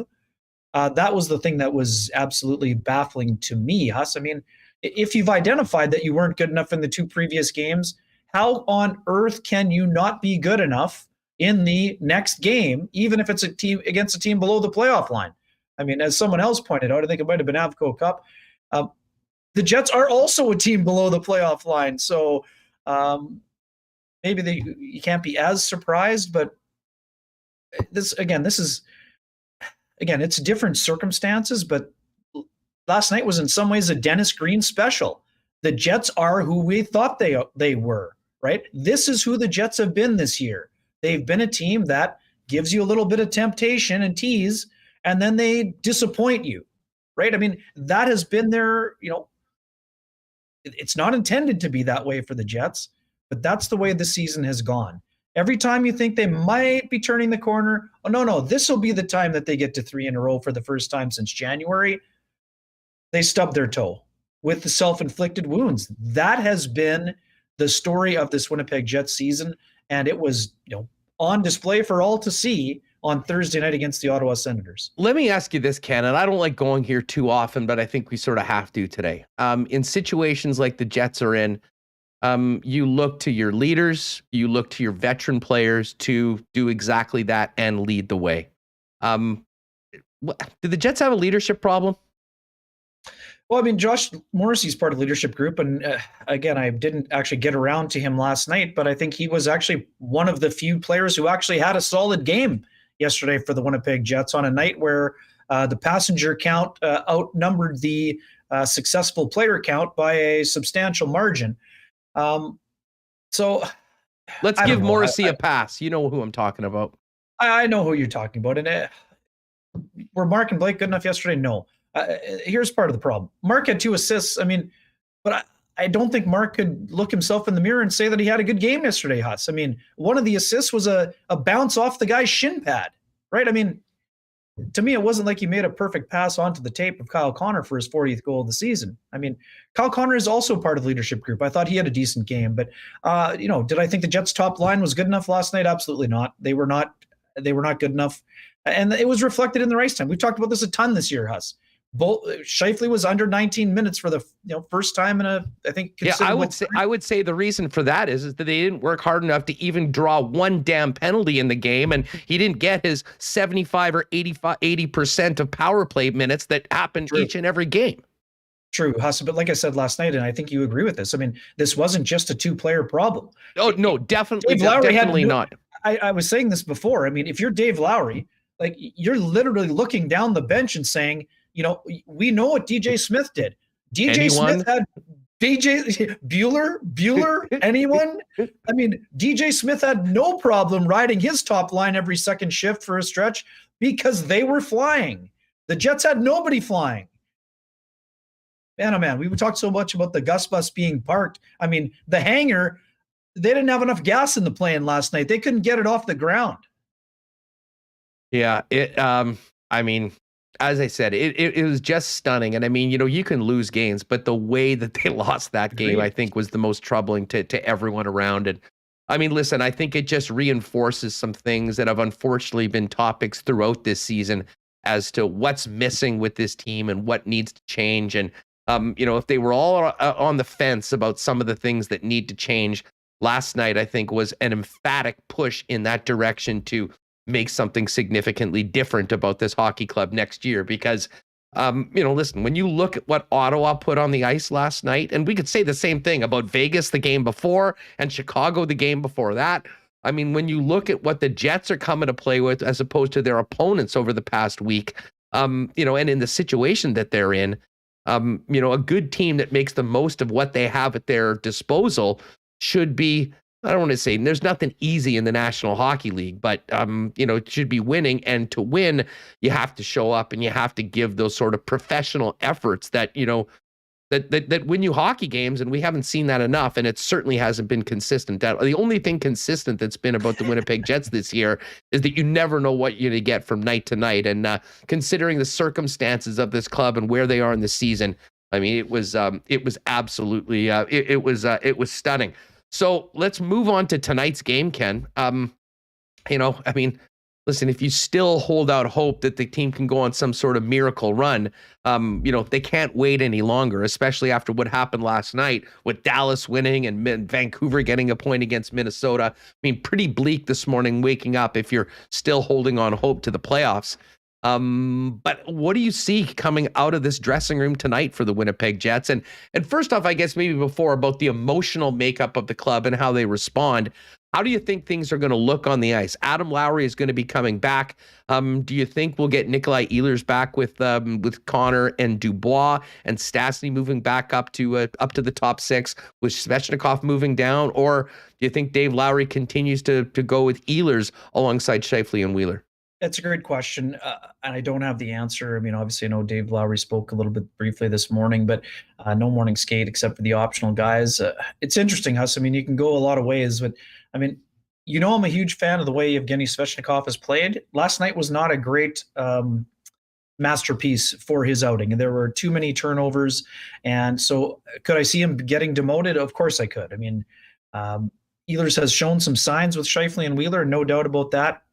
But we also know that Wheeler and Scheifele kind of prefer a straight line player in a lot of ways. And Paul Stastny is obviously more of a straight line player. We know how dynamic the Ehlers line with Dubois and Connor has been for them at times. So there would be some temptation to go back to that as well. Paul Stastny also brings that defensive conscience to that top line as well. So I do expect Stastny to go back up with them. The Jets missed Adam Lowry in those two games. He was playing some of his best hockey, not only of this season, but of his entire Jets career leading up to him landing on the COVID list. So I'm excited to see how he looks with Mason Appleton and Zach Sanford. And again, the one thing too, we totally understand that, fans ride the emotional roller coaster. Players know how to handle this. And I don't think for a second the Jets left the rink feeling happy about themselves. They would have been ticked off about what happened. But again, now it's all about, you can't change it, what happened. So you got to rebound and try. Hold on a sec. Do they know how to handle it? I'm not sure that this team does know how to handle it. There's been no evidence whatsoever this year that they've handled any of this very well, Ken. No, sorry, Huss. What I mean to say in that is that they have not handled their, press clippings and reminders of, hey, these guys are still in it. And then they stub their toe, but then they seem to, they kind of Undertaker style at WrestleMania, they find their way to pop the lid out of the coffin and say, oh, yeah, my bad. We should have got to 3 in a row, but here, we're going to, it's like the thing that you keep punching it and it keeps popping back up. That's what the Jets have been like this year. Of course, people don't like it, but those are also part of the facts that have made this team so confounding. And honestly, Huss, that's why I wrote in my trade deadline piece. The Jets core has an opportunity in the final quarter of the season to rewrite this chapter of the book. Yesterday was not a very good chapter for them, and if they don't get it right during the final 18, there are going to have to be significant changes. And these guys are smart guys, Huss. They know that if this situation doesn't improve, they're going to have to make some changes. I just don't think there's any way around that. And Huss, the excuse meter has to be low. The Vancouver Canucks beat the Colorado Avalanche, then played the Minnesota Wild and got 3 out of 4 points. So that is what urgency looks like. So if the Jets want to stay in the race on the periphery, there's I don't want to hear anything about a back-to-back. The Jets, other teams play back-to-backs as well. So they need to show up today and they need to stand up and be counted. No doubt about that. I'm interested in how Dave Lowry handles this tonight. And, we spoke a little bit about how the lines, will look and, certainly how things will go. And I do think that the reemergence of Adam Lowry back in the lineup is certainly going to help from he's a guy that I think for the most part, what you're getting from Adam Lowry each and every night. And, maybe the energy that he brings in, some of the physicality would have been a nice boost for them on the third line last night. But honestly, I think everyone's going to be looking at, the top players on this team and how they respond tonight. And, I'm not sure at this point if it's, frankly, I think it is too late, to be honest. Unless this team's going to win 14 of their last 17 games, which, to be honest, seems like an impossible task. It'll be games like that last night, Ken, that I think will be sort of the story of this season, because how many times have we had conversations, especially earlier on the year, which I think drove Paul Maurice to to take a walk from this club, in a lot of ways. And I know people were mentioning you mentioned the Minnesota game, the Buffalo game, which was Maurice's last game. I mean, these performances are spotted throughout the season. The thing about last night was the stakes being so high, the opportunity that the Jets have. If anything, it was almost like the issues that we've seen in type were bolded for everyone to see last night walking out of the rink. Yeah, no doubt about that, Hassan. And that's why I say it this way. I mean, these games are going to matter to the Jets no matter if they stay in it or fall out of it, because you often learn more about a player in how he responds to a tough situation than when things are going great. It's easy to be an NHL player. I'm not saying it's easy, but it's a lot easier being an NHL player when things are going great than when when it's a struggle. And that's when you learn about leadership and guys not mailing it in for 10 game stretch or 5 or 2 or whatever the number is. So that's the thing. To me, the Jets are looking for people who want to be part of the solution. And if you're not part of the solution, Huss, you're part of the problem. So that's what you're going to learn about this team during this stretch of hockey games. And, not every night, again, we say this when in game 5 and 15 and 55 and 72, not every game is a referendum, but there are going to be a lot of referendums being held when it comes to the future of certain players on this roster and if they want to be part of it or not. So that goes for, whether you're a part of the leadership group or you're the 22nd, 23rd player on the roster, you need to show that you can be here, because the Jets are trying to reverse this, not just this spiral, right? I mean, that's, I don't know how else to describe it, but, and also too, we know there are guys like Ville Heinola and David Gustafsson who are dying to get in the lineup. So if you're not putting forth the effort, you're going to find yourself a seat, and there's going to be someone else filling that seat. Well, speaking of that, I mean, listen, I don't want to pick on Logan Stanley, but I mean, he was sort of guilty of, a questionable decision that led to what ended up being the go-ahead goal. It wasn't the winning goal, because They did get that, Kyle Connor's 40th down 4-1 late in the game. But I mean, certainly it looked like at the morning skate, Ville Heinola was still out there, and they're going to be running back with the same lineup minus Adam Brooks out and Adam Lowry in. Are you a little surprised that, they're going to stick with that same defense core after last night? Yeah, I mean, it was a challenging night for the third pairing. I think that would be fair to say. Let me ask you this. What's it going to take for Ville Heinola to get in a game?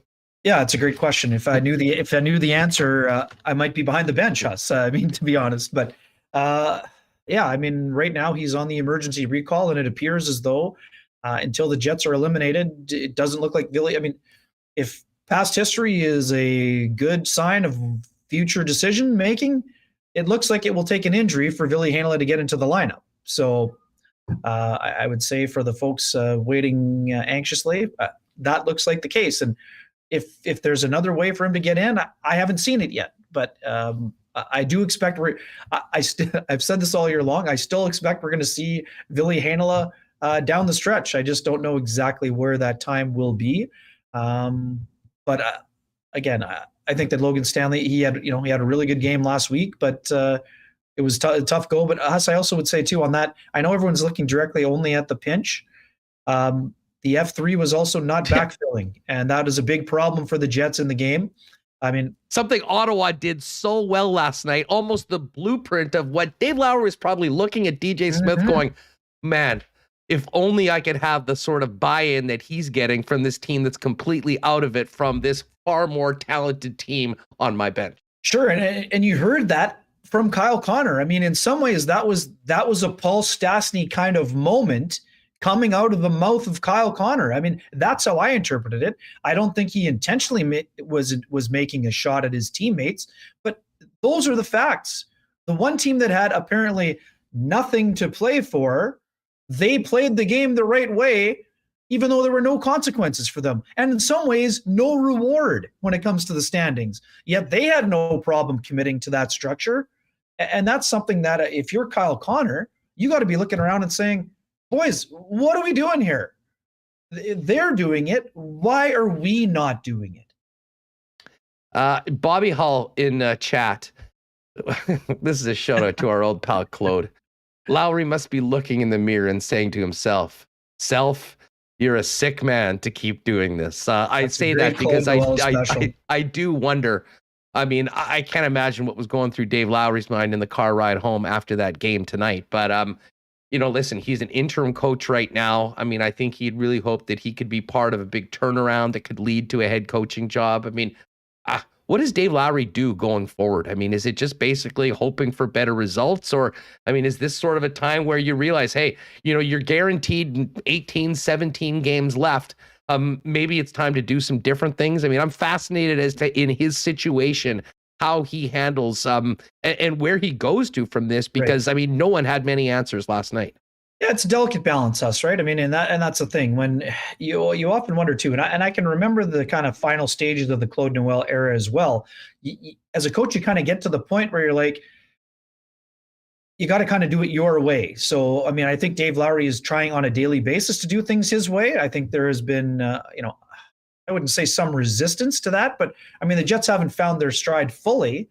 But I mean, they have shown glimpses of this. So, I would think that you're still always, as a coach, you're always looking for solutions, whether you're head, interim, assistant, anything. Dave Lowry loves the game. He's passionate about it. He wants the Jets to succeed. And there's a personal element to that as well, Huss. I mean, when you wait your whole life for an NHL job in the head chair, and when you get it, you want it to go well, because there's no other guarantee you're going to get to that chair again without something else happening. So does that mean drastic changes? Does that mean a complete overhaul to systems? No.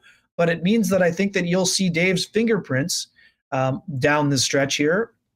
And yes, I understand people, buzzword of accountability. I mean, it's easy when there's no consequences, right, Huss? This is the thing for me. It's easy for you or I or a fan to say, well, you should play Scheifele less. Well, okay, but you have to have someone else that's going to fill those minutes effectively. So, I mean, that's always the push and pull with the coach. I mean, does Dave Lowry need to make his players a little bit more accountable? Could he do that? I mean, I think he's trying to do that on a daily basis. And I think that, some days he succeeded and other days the players have let him down. So that's why, too, I'm with you. I mean, this next stretch is going to be fascinating. What changes are made? Can you, get it to resonate with certain players? I mean, Jansen Harkins had a 2-goal game. But then Harkins, since going back to the fourth line, hasn't had much going. And that's not a knock on Jansen Harkins. He's barely played since that time. But at a time when the Jets need to find answers, they're leaving the coaching staff and the management team with more questions than answers right now in terms of who's going to step up and fill certain roles. Yeah, I'm not even sure that the questions haven't been answered, to be honest with you, after something like last night. We just got a couple minutes. Let's focus on tonight. You're down there at the rink today. Homecoming for a young man that was an incredibly popular player here. What did you think about what you heard from Patrik Laine, and just your comments on how he's bounced back from being out for 2 months with a tough injury, losing his father, and really turning back into the player that brought people out of their seats early on in his career here in Winnipeg? Yeah, it's tremendous to see the turnaround for Patrik. It's an emotional time for him, Huss. I mean, you saw the clips. I mean, is he excited to be here? Yes. I mean, is he going to be the center of attention tonight? Absolutely. Is he comfortable being in the spotlight? Yes, but he wasn't going to say anything outlandish. I think you saw a little bit of the humor. You saw like glimpses of the trademark humor, a little bit of a shot at Hellebuck. I got to try to score 2 on Helle, even though he's not playing. Nikolai Ehlers, keep your head up. Hey, media, I'm super happy to see everybody except for you.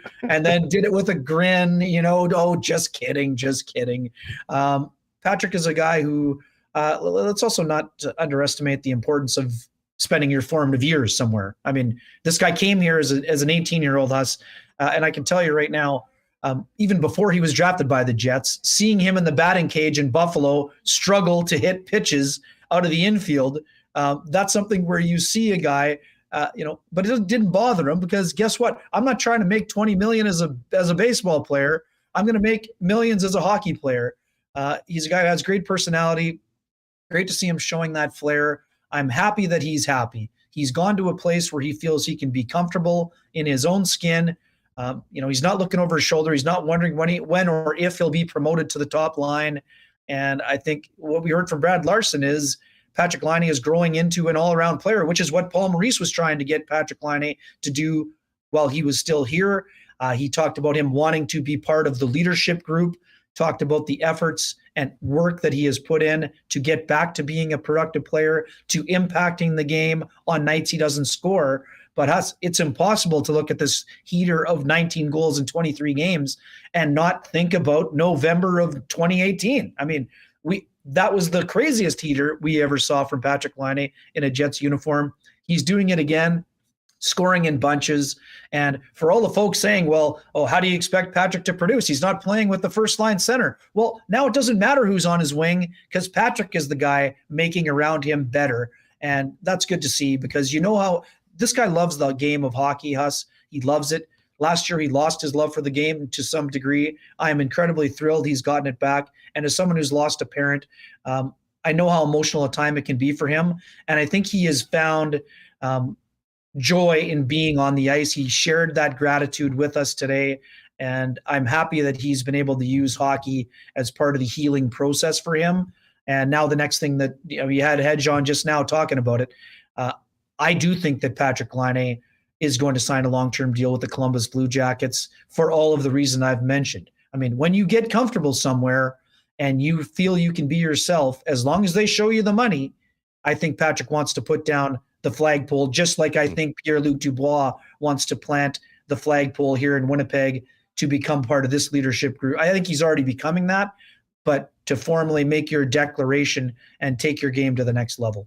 Ken, and it's not something we've talked about a lot for a long time here, but considering we're here today and we're talking a lot about Laine and his time here in Winnipeg, I mean, now that we're far removed from the trade, and I mean, I just think back to, to the November of 2018, and then the way things sort of went sour for not just Laine, but the entire team in the second half of that season when expectations were so high.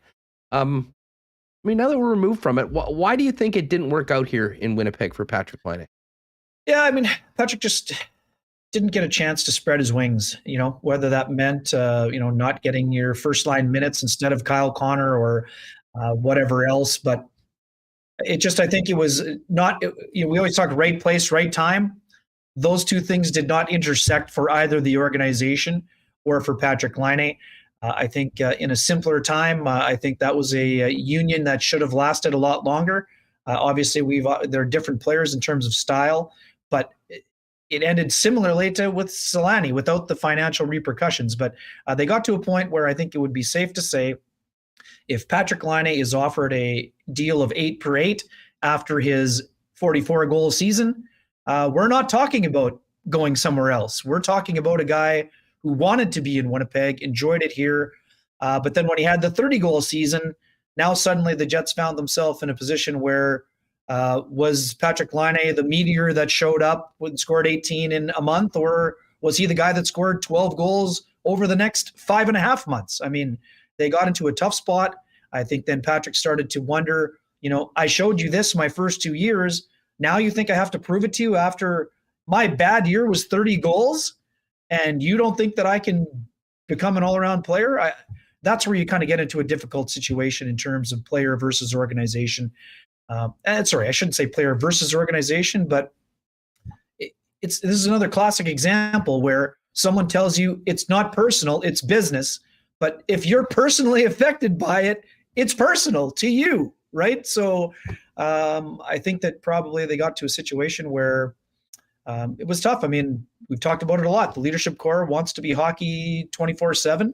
That's not Patrik's MO, even though he's not afraid to put in the work.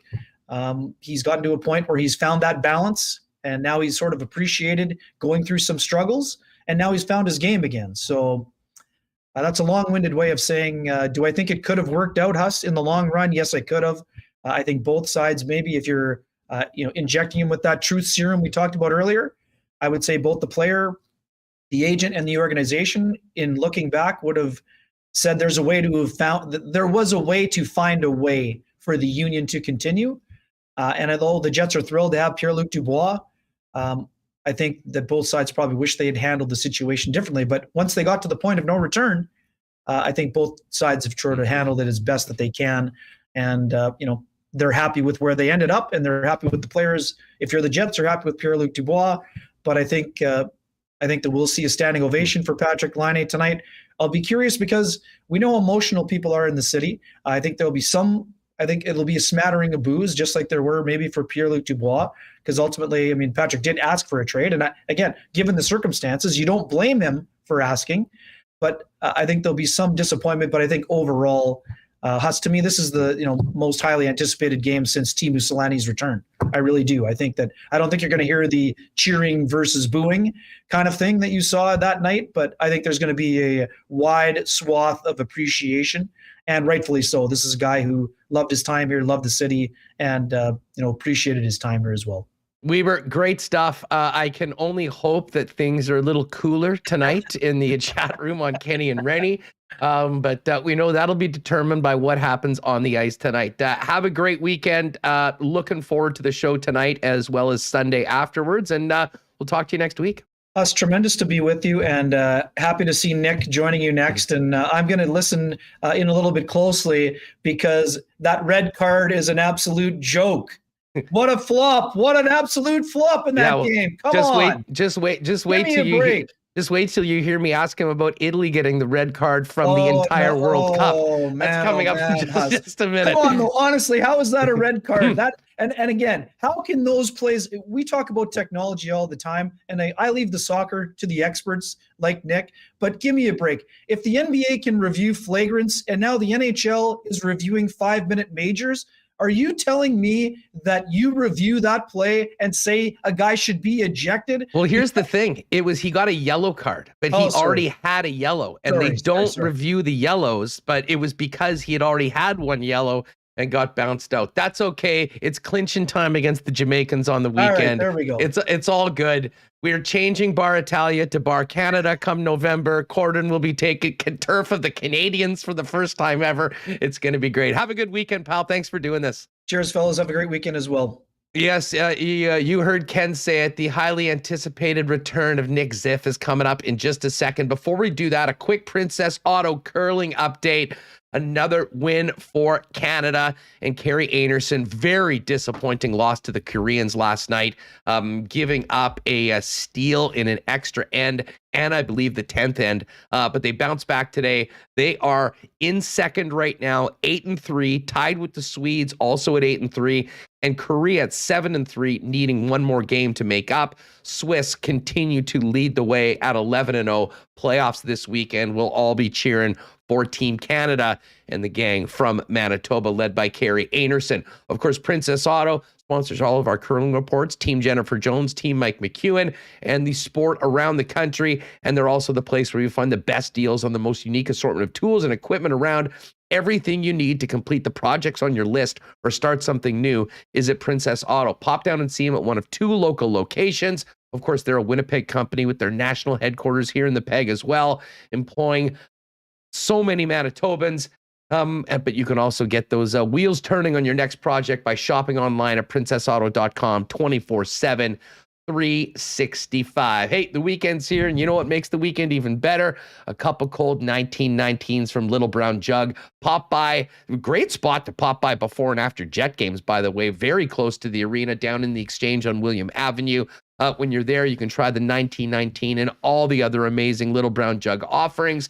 And if you can't make it down, they'll also deliver it to you citywide with deliveries going out Wednesday, Friday, and Saturday. So you can make your order online at littlebrownjug.ca or try 1919 this weekend at fine bars and restaurants throughout the city. And hey, before or after the game tonight, right beside the arena is, of course, our friends over at Boston Pizza City Place. Great spot to watch the game. If you're not going to the game, is your local Boston Pizza Lounge. And if you're staying home with this crummy weather for the next couple days, just get online, bostonpizza.com. Check out all their great game day deals and get it delivered hot and fresh to you from your local Boston Pizza restaurant. All right, a long-awaited, far too long, frankly, return to the program of my guy, Nick Ziffarelli. And Ziff joins us to talk about Canada losing for the first time in the World Cup qualifying and the shocking result for the Italians. Let's welcome him in. Ziff, what's going on, man? It is great to have you here on our new home of Winnipeg Sports Talk. What's going on? Hey, buddy. Great to be here. Great to see you. A little sort of day of mourning. Soccer all around yesterday was pretty ugly, and it's an unfortunate scenario that we find ourselves in. certainly from Italy's standpoint. But Canada a little blip. They'll be back to it. I know we want to sort of focus on the Italy Macedonia game, which was a real travesty for. I wouldn't say not so much for the Italians. They really did get what they deserve in that game. I do know that they dominated the game. It's different than other losses when you watch. When they played Northern Ireland earlier in the qualifying, Northern Ireland put 10 guys back in the box and defended admirably. Italy could not break them down. But in this Macedonia game, Macedonia was just handing the ball over left, right, and center. I've never seen anything like it. I'll tell you a couple of very interesting stats in this game. Italy, I believe, had, and I might be off by one. I think it was 23 corners to 0. They had 30 scoring opportunities to, I believe, 2. And they just could not pull the trigger. Umpteen opportunities to score. Macedonia's defense was in complete disarray. It's not like they were standing tall. They were making mistake after mistake after mistake, and Italy could not capitalize. And that's what happens. You can't score. You can't win.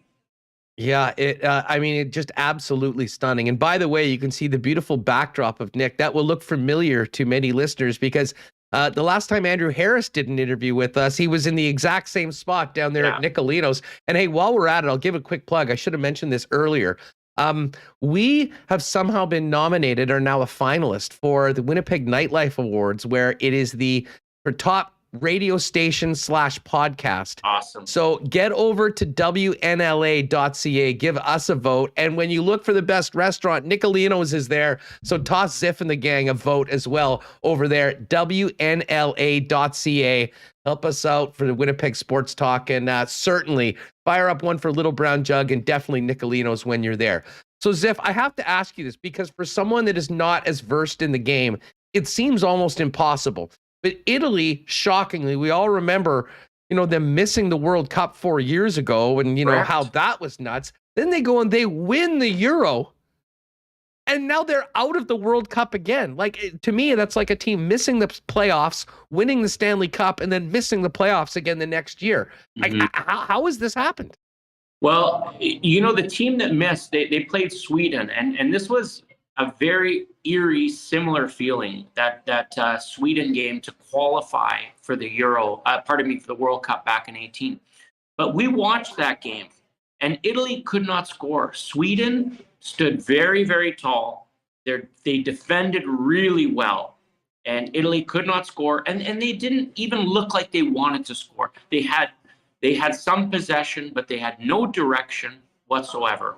Fast forward, you get an Italy team in the Euro with all their players and emerging stars, a guy like Chiesa, and the player of the tournament before he got hurt, that Spinazzola, the left back, plays for Roma, just a electric player. Both those guys are out, along with Collini, Bonucci, blah, blah, blah, blah. Injuries are part of the game. I do not want to knock Macedonia. You have to give them credit for getting on the field, playing hard.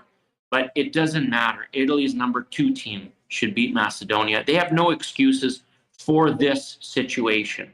But it is incredible. They go and win that Euro, and they were the best team in that tournament. They looked the team. They were playing exciting, attacking football. And, it's a shame that they lost their way. It's the same group of guys, essentially. But it's a shame they lost their way in this qualifying round. The panic and the pressure got to them.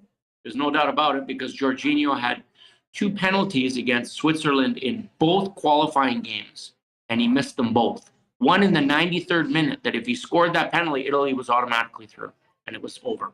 Wow. And this is the way it goes, man. It's a game of inches like every sport. It's so close. And every team is getting better, and every country is getting better. So, look, this is the way it goes. We have to face 6 months of misery now before the World Cup even starts, by the way.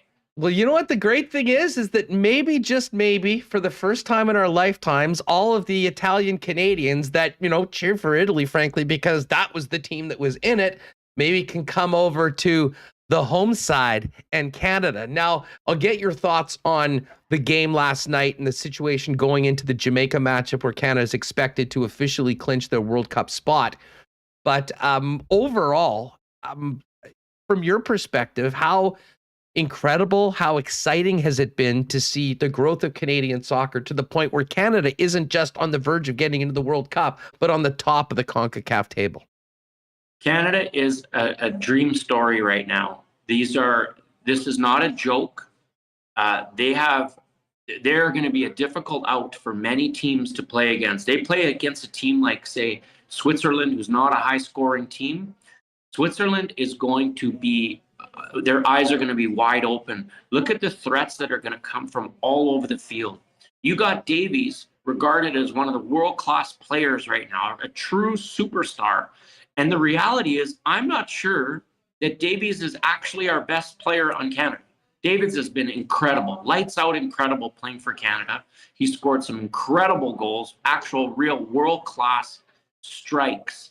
And so this team is going to really scare people. I hope that the coach can rein in all the horses. That's my big concern. I hope that he's able to get his game to the next level when he's competing against top level coaches. They're a growing team, and you could see that last night. I know Ken was real upset about that card. What I was really upset about, Kay. I was so disappointed. You know, his first foul could have been a straight red card. He went in on a very dangerous tackle. The ref gave him leniency and gave him the first yellow. Then he does a move that a 14-year-old would do when he's mad at the other team. The guy's walking by and he shoulders him. Now, I know the guy made some ridiculous meal like he'd been shot and he's rolling around the field. But I'll be honest with you, if a player, you're playing on that field, you know who you're really disappointed at? You're disappointed at your own guy. You can't do things like that. You cost your team. And look at, they fought back valiantly yesterday. They had a number of opportunities to tie that game with 10 men. They really, really played well for a stretch in the second half, and you have to give them credit. Costa Rica's playing for their lives. They needed that win, because if Canada beat them yesterday, they're finished. So that team had their back against the wall. They showed up. They got their 3 points. They're going to make life difficult now for the U.S., I'll tell you. But Canada needs to focus on Jamaica. That's that. They got to grab the points. Jamaica's at a horribly low cycle in their program, and Canada actually tied them in Jamaica 0-0, I believe. So now they're at home. And if you've ever seen that field in Jamaica that they play on, you know how when you're the crummier hockey team, you make sure that the ice isn't so good. Well, that field in Jamaica was like a cow pasture. So now Canada's going to play on a fast field here, and all their big players will come out and they're going to take those points on Sunday. Well, you know what? And I was going to ask you, and I was just looking over on Coolbet, and I know that the game opened at Canada -1 at +105. From what I hear, about 6 of the top Jamaican players aren't even leaving their club teams to come to Canada for this game. I mean, the stage is set for one of the great victories in Canadian soccer history, officially clinching a spot in the World Cup. And I would imagine, considering what happened last night, the Canadian squad will look to do it in style and remind everyone who the top scoring team in the world has been this year. And it's been Team Canada, which is still bizarre to say. Mind-boggling, and I don't want to repeat myself, but I'm just telling you, when teams line up and they look out there and they look at that forward line, it's very scary. And, you're identifying problems. And the problem is when you're looking around, there's a lot of problems for you to identify as a defense. So they're at a situation now. You've got top level talent, and they got to cash it in here. We got to make this trip to the World Cup. We have an opportunity, if we can get into a reasonable group, that we can get out of that group. It's an exciting thought. But first, let's get there. That's the most important thing. And then, they got 6 months to train, 6 months to prepare, and really get themselves set for the world stage, because this is a different Canada than we will ever have known. Well, I'll tell you what, it's great to have you back on the program. It is fun. It has been so much fun following this Canadian team through the World Cup qualifying and knowing what is to come. And, as someone that has been a big part of the game, I'll just ask you this on the way out. I mean, what's your perspective on we've seen what the TV numbers have been growing throughout the World Cup, but once this happens and Canada is officially going to the World Cup, what do you think it's going to do for the profile of Canadian soccer, our Canadian men's soccer team, and many of the star players that are far from household names amongst average sports fans in Canada over the course of the next 6 months before the trip out to the Middle East? Oh, everyone's going to know who they are. This is not going to be the program that's been in darkness for so long. People are going to get to know this team. And I'll tell you, the TV, let's be honest. I mean, soccer is an incredibly popular game, obviously worldwide. It's very popular in Canada, and you're going to get numbers. I think you're going to see absolute records broken watching Canada at the World Cup. There will never have been any sport watched more in Canada than I think those games. That's what I believe, because you're going to have every kid in Canada is going to watch this team. Every single one. People will be so jazzed up. It's unbelievable. Well, we're going to make a massive group order of Canadian jerseys for our Italian community. I'll be handing them out at the corner of Coburn and Corden, right in front of Bar Italia, which, as they said, is going to become Bar Canada come November. It's going to be a lot of fun.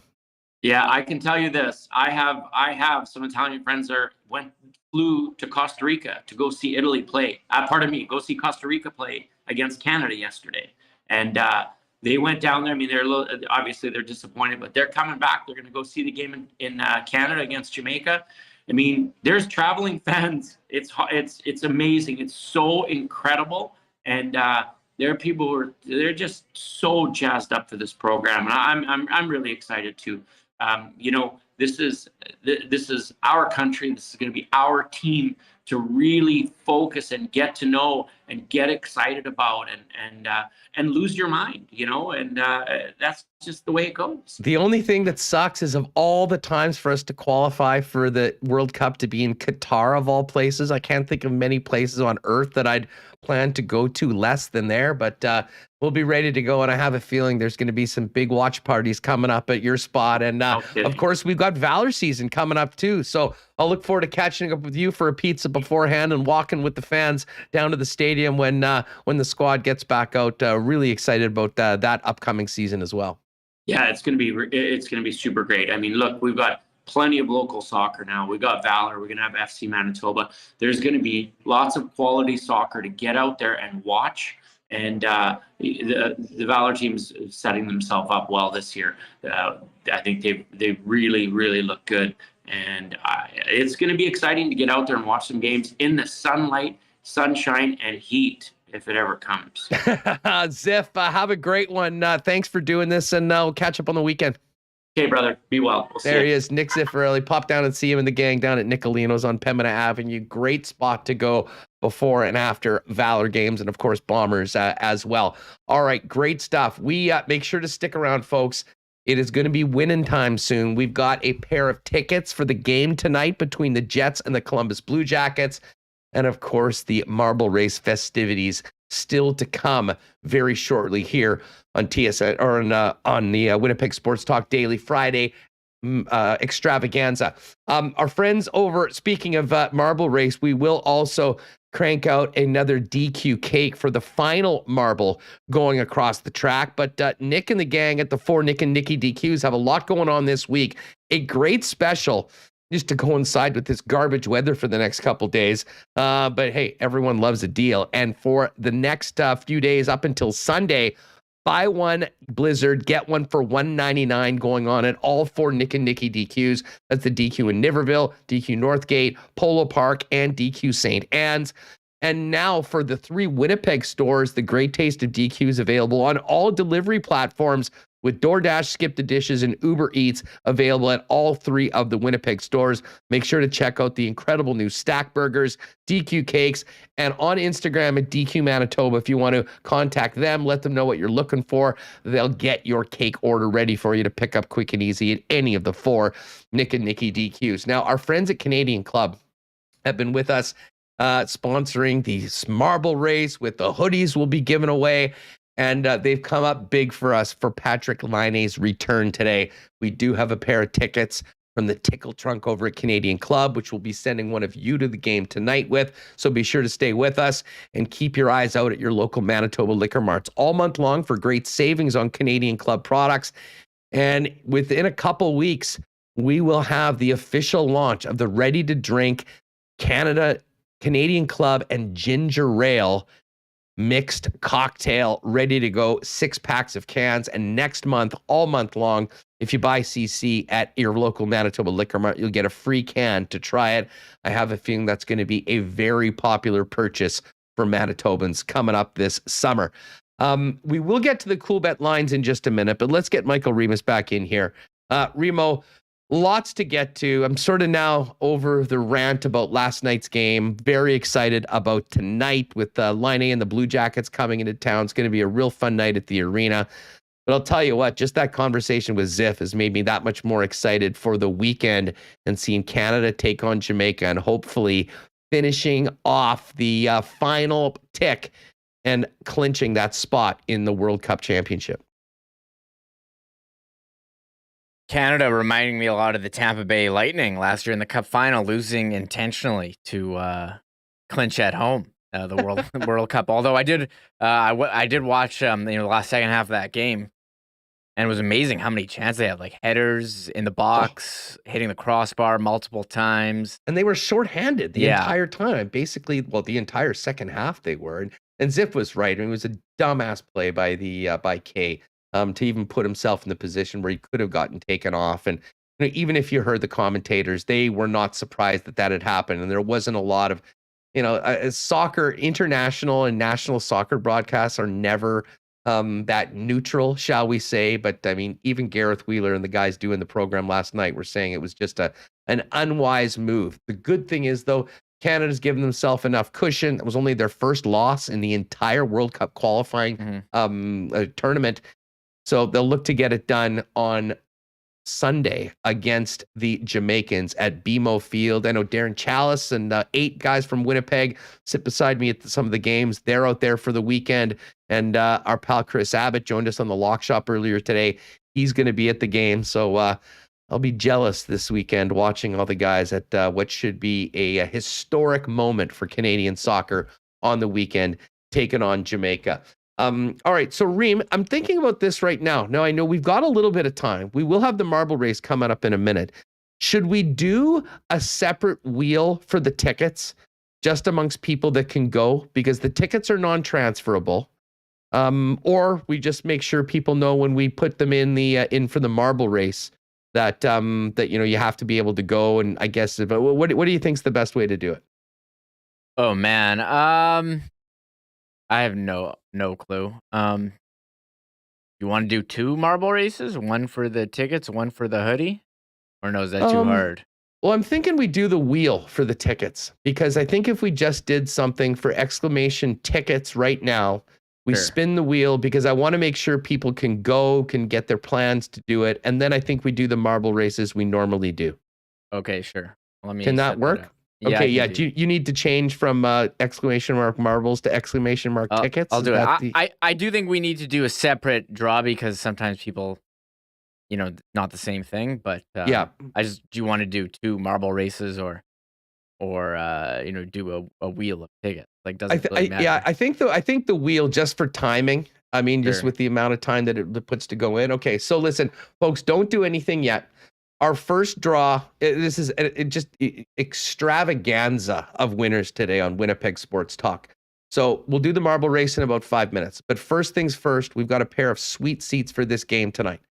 They're from our friends at Canadian Club. We will end up sending to you. They're non-transferable. So if you cannot make the game yourself, do not put in for the draw, okay? Very simple. If you are willing and able to get down to the arena tonight, you should enter. And we'll take them all. We'll spin the wheel. We'll get those tickets set up. And then after that, we'll open things up for the marbles, and we'll do our normal marble race. Winner will get the Winnipeg Sports Talk hoodie, courtesy of Canadian Club, and the last marble across the line will get a DQ cake, as we've done it for the last little while. Okay, so it's open right now.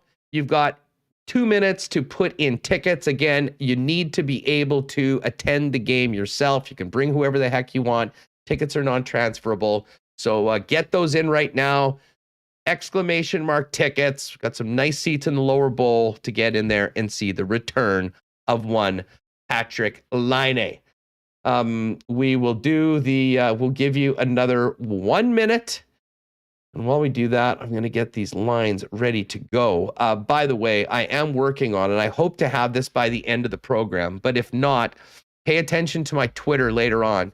If you are at all interested in a special boosted parlay tonight, the double revenge game special, Patrik Laine to score against the Jets, Pierre-Luc Dubois to score against the Blue Jackets in the same game. I was looking at the numbers. Laine is plus 147 to score. Dubois is plus 158 to score. So I'm leaning on Uncle Chris to maybe boost that number a little bit for us on a little 2-goal parlay for the two guys that were traded for each other.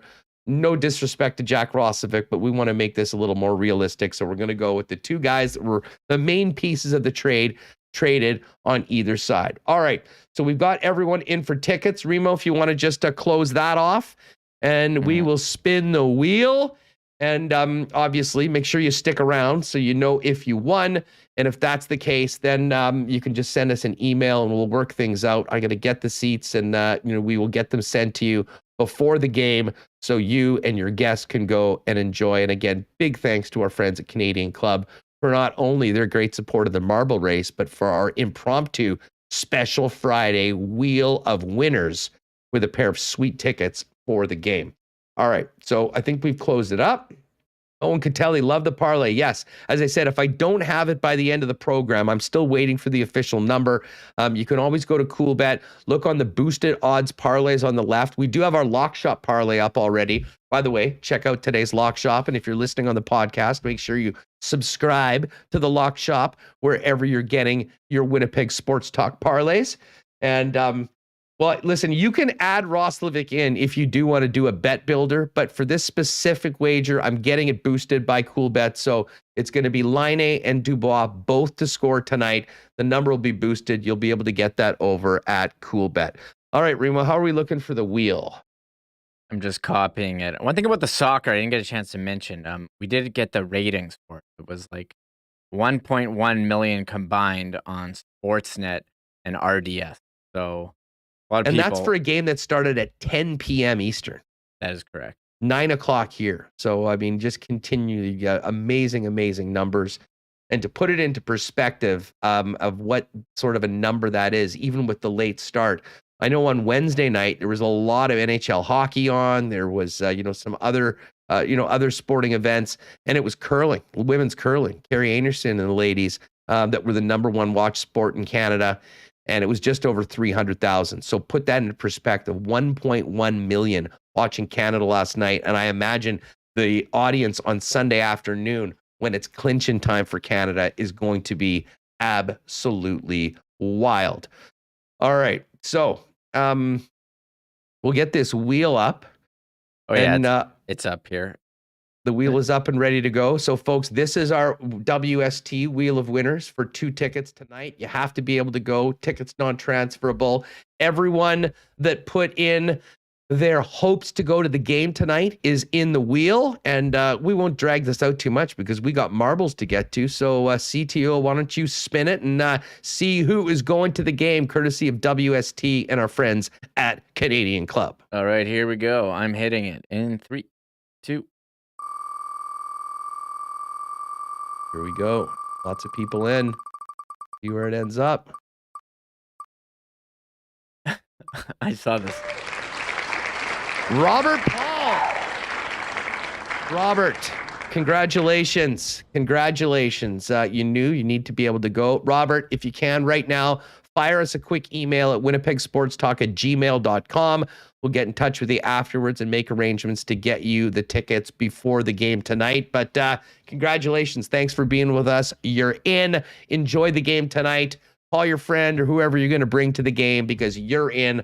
Laine and the Blue Jackets against the Jets tonight, courtesy of WST and Canadian Club. All right, Remo. So now let's open up the entries for the marble race. Congrats again to Robert Paul. Thanks to everyone that entered. Folks, you know how this works. As soon as you see the prompt in the chat, you're going to be dropping in exclamation mark marbles. We'll give you a couple minutes to get your entries in for that, and then we'll give Remis a couple minutes to set up today's marble race, and we'll go from there. Hey, just quickly while we get that set up, and Remis, just let me know when you're live, and we'll let people know that they can throw it in. Take a quick look over at the PGA Tour leaderboard because big day for a couple Canadians today in the Dell World Match Play Championships. Now, Mackenzie Hughes is 1-1. Dustin Johnson's 2-0. Mac is hoping that Max Homa can somehow beat DJ, but it does look like Dustin Johnson's about to finish off Max Homa. Mac is tied with Matt Wolf through 15 holes, so it doesn't look like he'll be a part of the weekend. Corey Connors, though, is in nice shape. He's taken on Alex Noren. They're both 2-0. The winner of this match will win the group and move on to the final 16. And Corey Connors right now is 1 up through 5 holes. Still plenty of golf left to play, but a nice start for the Canadian. And that'd be a big, big boost and a nice paycheck for Corey just to get out of his pod. And then with an opportunity in the final 16 to go up against and match play against some of the others best in the world. It's going to be real fun. And of course, Coolbet will have lines on that all through the weekend. All right, we're open with marbles, folks. So throw in exclamation mark marbles. We'll give you a second to get in there. And in the meantime, I'll check out the lines tonight for Coolbet Canada. Now, let's see. We've got 5 games tonight in the National Hockey League. Caps Sabres, Caps -192 in Buffalo. Pittsburgh Penguins -115 in New York against the Rangers. Both teams coming off disappointing losses. Pittsburgh lost in Buffalo, and the Rangers lost 7-4 to the Devils. And Shesterkin actually got yanked in that game. Interesting to see how they both bounce back. And the game here, Jets opened up at -189 favorites. And so, anyways, it's -167 right now. Plus 141. Calgary -400 against Arizona, and Colorado, a huge, huge favorite at -370. Now, I should have mentioned this before. It goes without saying, if you're in on the contest, both the tickets and especially the marbles, you do have to be subbed to win. So the least you can do with all this great stuff we're giving away, make sure you hit the red subscribe button with us here on YouTube. And while you're at it, give us the thumbs up, hit the thumbs. But the red subscribe button is what you need. Want to support our subscribers that are helping support us. And of course, a special thank you to all of our members. If you are wondering, if you popped in and were wondering about the folks that have the green font and the microphone, we do have a special membership option. It's $2 a month. Great way to support the channel if you would like to do that. So again, $2, and a big thank you from Michael and myself to everyone that's jumped on. Love seeing all that green, and especially all those cool emotes that Remis has come up for us. So let's close it up. Last call. The last call for marbles. 10. Well, I won't do the full countdown. Here, I'll get in a couple notes here before we go. Do it. A couple things that we have to get. Oh yeah, tribute videos tonight. I mean, you have a line. Are they doing 3 separate ones? Laine, Ralsevik, and Pascal Vincent, who's the assistant coach for Columbus. I mean, great question. I don't know how you don't do one specifically for Patrik. Mm-hmm. The amount of highlights, that thing could be 10 minutes long if they really wanted to get through the Laine highlights over the course of the time. But certainly Pascal will be mentioned. I don't think there's any doubt about that. And Jack will as well. But I mean, Laine is a bit of a showstopper. I think the focus will be on him, but you are right. I mean, that is a challenge. Should have asked Balls about that. See what they were planning. Although I know he wouldn't have told me. No, he's not going to reveal. So I'm curious. I mean, each commercial break. I mean, I don't know if there's ever been a 3 tribute night. Oh, I see. We got the email from Robert Paul. He's thrilled. So Huss, I'll forward his email. Awesome, Robert. Yeah, I'll hit you up after the show. We'll make sure that we can get those tickets to you. Congratulations again. Yeah. And then hold on, some other. We got the 3 tribute. A couple other things. We're kind of done with the Jets. I was going to say Triple H announcing today, never wrestling again. I guess he had heart surgery. He's pretty 52 years old. I just love the fact that he broke the news with Stephen A on First Take today. Yeah. I didn't see it today, but if I'd known Triple H was going on First Take, I would have definitely tuned in. I mean, Triple H.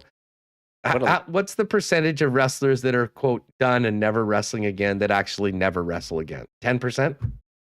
Yeah, it's pretty low, but it sounds like he's got serious health issues. So we'll see about that. I wanted to mention this to you, Hustler. I don't know if you saw this. Arash Madani tweeted earlier today that FanDuel will no longer be operating daily fantasy in Ontario. I guess because of legalization of gambling there, and they're including daily fantasy. Yes. So I will, if this happens here, I'm going to protest. I will be honking my horn in front of whatever building needs to be honked in front of. That is a disgrace. I should be able to pull up a nice little white Honda. It's not quite a truck, but be there and just honk. I will honk all day and all night. I will legalize go camp out. DFS in Canada. Here, check. I'll bring it up right now. I will bring it up.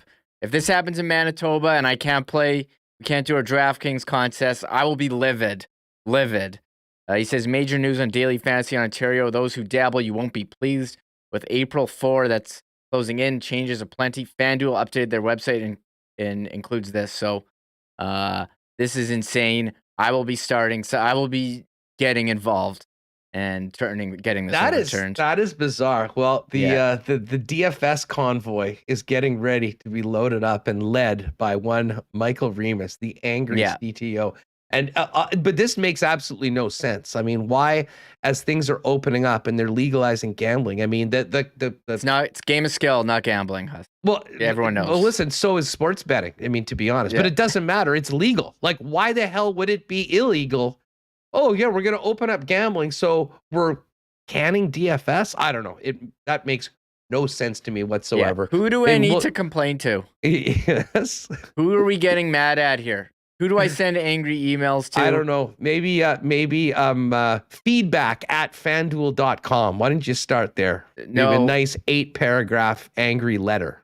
Now this is an Ontario issue, but I like to play, free games against my friends who live in Ontario. So I'm keeping an eye on this. Could this potentially screw up the Kate's DK eliminator pool? It could. I think that's what I'm worried about. So you may have to be the new commissioner and run it yourself if Zach's out there is not able to do it. Yes, that Hassler is talking about our home league. That is a weekly league on DraftKings. So that is something. This is something that we're going to be keeping an eye on here. Absolutely disgusted. You know what? We'll get somebody on the show to talk about that and the changes, what's happening in Ontario that isn't happening here yet and whatnot. I'll tell you, as I hit the Coolbet lines earlier, if you want to play a Coolbet, they'll be doing a little different database in Ontario as in the rest of the country, but it's business as usual. Still the great customer service, still the most transparent book around, and still giving you a 100% bonus on your first deposit with the promo code WST if you have not played there before. How are we looking for marbles? Yeah, we're looking good. I was trying to think if there was something else I wanted to bring up. I think that was really. I was gonna say we do have a very good clip on our Instagram Reels or TikTok today. Links in the description.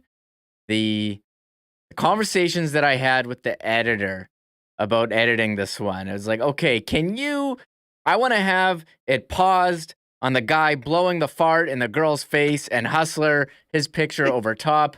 Okay, now we can't just have the fart blowing shown once. We need it shown multiple times in this video.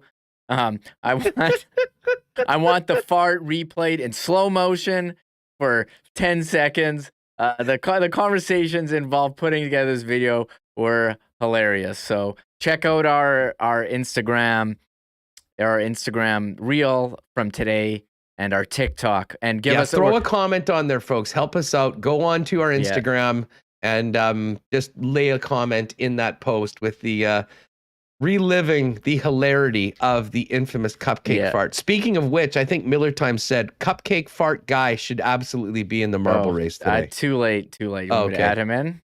Well, I mean, I don't know if it's not too much of a pain in the ass, sure, but if not, no big deal. Okay. So check that out. We did close in on a big milestone this week at 2,000 Instagram followers. I'm working on that one for a while. And TikTok, we're closing in on 1,000. And I've only been posting regularly on there for like almost 2 months. So when we get to 2,500 on TikTok, I will do some sort of a Juju Smith-Schuster, Jackson Mahomes type. Yeah, I will. Okay, wait. What's the limit? I want to clip this. 25. When we get to 2,500 on TikTok followers. Yeah. Oh, that's gonna be like in a couple months. Yeah, well, as I said. So a lot of time to learn. You got to pick up your favorite Juju. Maybe me throwing the gauntlet down like that will get people subscribing right away. But yes, I will do a TikTok dance celebrating 2,500 on TikTok. Well, that's not even that many. That's and then 5,000. When we get to 5,000, Remis has to do it. Okay, sure. I will learn. Fine. I'll pick like a dance or whatever. Fine. 5,000. Okay. There we go. I will take the first plunge. 2,500. I'll do it, and then we'll get one for Remis once we get to 5,000. That might be a little odd, but a great reason to whatever. Follow us on TikTok. However that works. We're on TikTok. Yeah. And go from there. Okay. So all right, let's do some marbles. Who am I putting in? Sorry, I got the cup of fart guy. Cupcake guy. Cupcake fart guy. Tyreek Hill. Does Tyreek Hill go in there? Or... He's out. He's out. Okay, Tyreek Hill. And maybe anyone else we need to put in? Well, let's put in birthday boy Ken. Oh yeah. Ken Weave. Yeah. Okay, there. And you know what? Let's put in Ziff. He was on with us today. Ziff. So we'll put in Nick Ziff. Sure, Ziff's going. Do we want Patrik Laine or no? No. You know what? John Herdman. For Canada's soccer team. John Herdman. Okay. John Herdman's got a marble as well. Now, if Cupcake or Ziff or Ken or John Herdman win, the winner will be the second place marble. Again, first place, the hoodie, Winnipeg Sports Talk collab with our friends at Canadian Club. And the last marble across the board will be across the line, we'll get a DQ cake from the Nick and Nikki DQ. And again, folks, if you are a winner, make sure just send us afterwards. Jackson Mahomes is going to be like, who is this Huss guy? I will shock people with my silky moves on TikTok once it eventually happens. Oh my God. Derek Schmidt says he's in. I do want to give a shout out, actually. I redid our store on our website earlier this month, and we had our first two purchases. I guess people saw Marat tweeting out the Winnipeg Sports Talk zip hoodie and Brandon hoodie. Those are sweet. I should have worn mine today. Yeah, I have one actually too. And I think Steve got one, and I forget who the other one was, but I sent those out. So thank you to those guys for repping WST merch. Yeah, definitely. Yeah, like we're giving away the pullovers, but we do have, and these are real popular ones. As I said, I should have worn mine, but a zipper hoodie. With a smaller WST logo here in the zip. So check those out. It's all winnipegsportstalk.com. Click on the store. Bunch of other stuff there. Appreciate everybody's support. All right, it's after 3. You know what that means? Big weekend coming up, but it ain't the weekend until we drop the marbles on Winnipeg Sports Talk. We do have a pullover hoodie for first place. We've got a DQ cake for last place. And again, it's the last marble that actually finishes the race, as opposed to getting bounced over the top rope like Remo taking care of spammers in the chat. Yeah, everyone in the chat's been pretty good lately, too. Been awesome.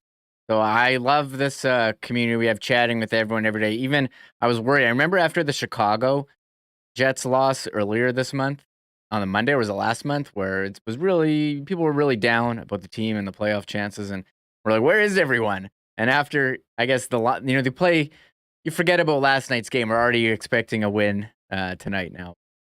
We'll see how it I don't goes. know if I'm expecting a win, but I'm expecting a great Friday night, and I'm looking forward to getting out of the house again and getting down to the rink after laying low all week. So it should be fun. But as I said, the weekend's not officially on until the marbles go down on Winnipeg Sports Talk. What course are we doing today? Well, here, let's hit the theme music. Then I'll bring exactly. You know what, Tristan Rivers, let's do this.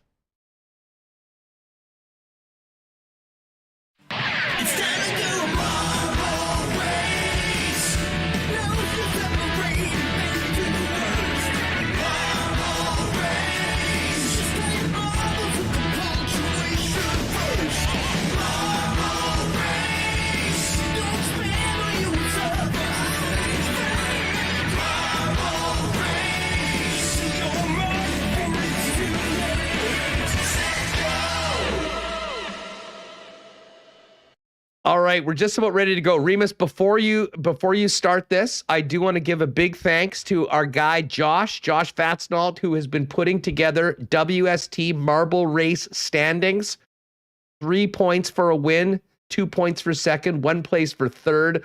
We have a new leader. It is Rob Mahoney, who is on top. Rob has a win and 2 seconds and is now in first with 7. Greg Meisner, I believe that's Greg M, has 1-1-1. He's at 6. Eric Shorlison and Doug Zapp both have 5 points with a win. BA Split, Jet Oil Tom, Frosty Winnipeg have 4. Jeff Kabilis has 4, except he doesn't have a win yet. He has 2 second places. Paper Ninja, Colin Jensen, and a host of others with just 1 single win. So we'll see whether someone can make a big move in the standings. But right now, it's Friday afternoon. It's time to drop the marbles on Winnipeg Sports Talk. Let's go, Reem. Okay, this is Marbles Diner, whatever that means. Marbles Diner. I don't know what this is, but it's looking pretty funky. It is a packed marble race today. Devin and Krug's looking good right out the gate early. Jeremy Nickerson's got a nice start here. Stephen Book, we see. Oh, this is a cool one. Oh, Like the we're in diner. This is like a nightclub here, not a diner. Look at those lights. Oh my God, what is going on? Jeremy Nickerson, Stephen Book, Andrew Haleko out in front right now. So they're going some race here. They're going down. Very nice start. We've had a few guys going Usain Bolt right out of the gate. Jeremy Nickerson and Stephen Book. In some ways, it's almost like a 2-horse race, although you never know if they're going to get stalled at some point here as we get into the mix. But yes, Stephen and Jeremy way ahead of the rest of the crowd right now, although it does seem like they've slowed down a little bit, but no one else really seems like they're even down into this next stretch. Could it be just basically 2? Well, we'll still be waiting to see who the final marble is across for the DQ cake. But right now, it's Stephen Book, it's Jeremy Nickerson. They are neck and neck and basically going head to head in a 2-horse race with everyone else left in the dust. Mitch WHT in third right now, but way, way behind. Guess there's always potential for some sort of elimination. But right now, it looks like it's Jeremy and Steven. Things are slowing down a little bit, but Steven seems to be making a little bit more progress over a jump. He's into the final stretch, it looks like, but Jeremy's now right behind him. No one catching up. I've never seen a marble race like this where 2 individuals have been so far ahead of everybody else. Now there's some sort of a wheel here. He got through, and it's going to be Stephen Book. Stephen, just a workmanlike victory, moving past everybody with relative ease. Listen, congratulations to both Stephen and Jeremy. They were no match for the rest of the crew. Now it's going to get interesting, though, because the rest of the group, well, look at Greg Hasby getting a top 10 place. Nicely done. Greg's in at 7. Derek Hooner was 3rd. Dallas Paul's 4th. Nice work, Dallas. Eric Bayer, 5th. Coco Hebert, 6th. Greg Hasbeek, 7th. Zach C. Oh, the WST Hollywood Oleo Gremlin in at 9. And Braden Fleming as the top 10. So now the goal is to be last. Everyone's rolling in. Looks like exclamation mark marbles is sort of near the end. I see Bardot, Mike Lay. Who else is in here? Lynn Reimer. Hi, Lynn. Always appreciate Lynn's comments in the chat. James Barnaby, Hockey Guy Jeff's in. Looks like exclamation mark marbles is trying to hang around. Uh-oh, the fire's coming, though. There could be some... You don't want to be too slow because you're going to get burnt if the fire burns up the course. I see Nicole J. Uh-oh, the fire's coming. Will it burn anybody? Val got burnt. Yep, we got burning. Tristan Rivers' music, I think, was the last one through. Everyone else got burned. Remis, let's check the final results. I'm pretty sure it's Tristan that got it done, if my eyes did not deceive me. I think it's Tristan here. Everyone got in. It looked like exclamation mark marbles was going to take it, but the fire out of nowhere, burning up everyone. Not burned. You can't be too slow. Who's Remo's Twitter? Who's that in the chat? And there's shout out to I Am Farticus at 121. He almost won the tickets earlier. We didn't mention the name. I was hoping that name didn't win the tickets, but I would have loved it. If we had to announce I Am Farticus, you're going to the Jets game, that would have been, I don't know if that's a good look. It would have been a perfect way to end this week, considering the way it started on Sunday night. Yeah, there it is, 330.382, Tristan Rivers' music. I don't know if there's ever been a more worthy winner of anything on Winnipeg Sports Talk, considering the gift that he gave to us and all of our listeners with the Marble Race theme song. But there you go, folks. So the winner again, Remo, back up to the top. Stephen Book was the winner. Stephen, congratulations. Stephen, just send an email in quickly to winnipegsportstalk@gmail.com. Let us know what size you are in a hoodie as well. I'll send one back to you. And by the way, if you, I know Justin Fung, the winner last week, there's a few folks. Frosty is looking to get pick up hoodies tomorrow afternoon. Friday night game, so not too early, but I'm thinking maybe between like 12 and 2, I'll probably hang around. Might be a good time to pick up if you can do it. As I said, if you've already been contacted, just send me an email if tomorrow works for you. And Steven, send me an email if tomorrow works for you. I'll have that ready for you. And in the meantime, Tristan, congratulations, and we'll get you set up with that DQ cake. Awesome weekend, Reem, and I do want to thank everyone right from the get-go on our early start on trade deadline day. This has been one of the biggest weeks in Winnipeg Sports Talk history, with some massive, massive numbers, record downloads on the podcast, and great crowds here on the YouTube stream, even after a depressing game like last night heading into the weekend. Yeah, I agree with you. Started off with the trade deadline, and we had, most people in chat we've had for a while. And as you said, downloads, we had a record day earlier this week. We had the big article with Jeff Hamilton in the Free Press, and I know a lot of people saw that and have emailed us how they can start listening. So this is awesome.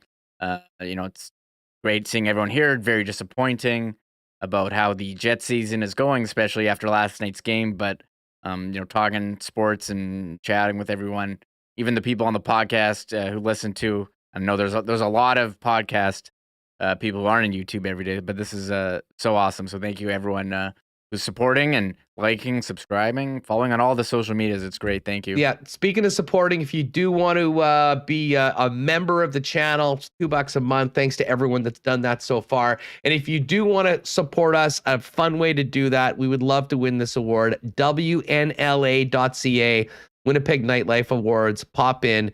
Give your boys at Winnipeg Sports Talk a vote in the best radio station / podcast category. And while you're there, hit up Little Brown Jug and throw one for Nick Ziff over at Nicolino's as well. Lots of great categories. That's going to do it for us, gang. Maybe we'll see you at the game tonight. Congratulations again to all of our winners. And a big thanks to the sponsors that make this happen. BP, of course, you can pop down and see Crystal and the gang before the game tonight. Little Brown Jug as well. Great spot before and after the game. Princess Auto, Royal Sports, Manitoba Battery, Not Auto Corp, Nick and Nicky DQ Group, Culligan Water, Vita Health Fresh Market, F Apparel, Coolbet Canada, and a special thanks to Canadian Club. Enjoy a couple CCs this weekend, folks, for not only supporting our hoodies, but also the tickets. that our winner won earlier today. All right, we got to get these podcasts up so people can listen to it before the game. Have a great weekend, everybody.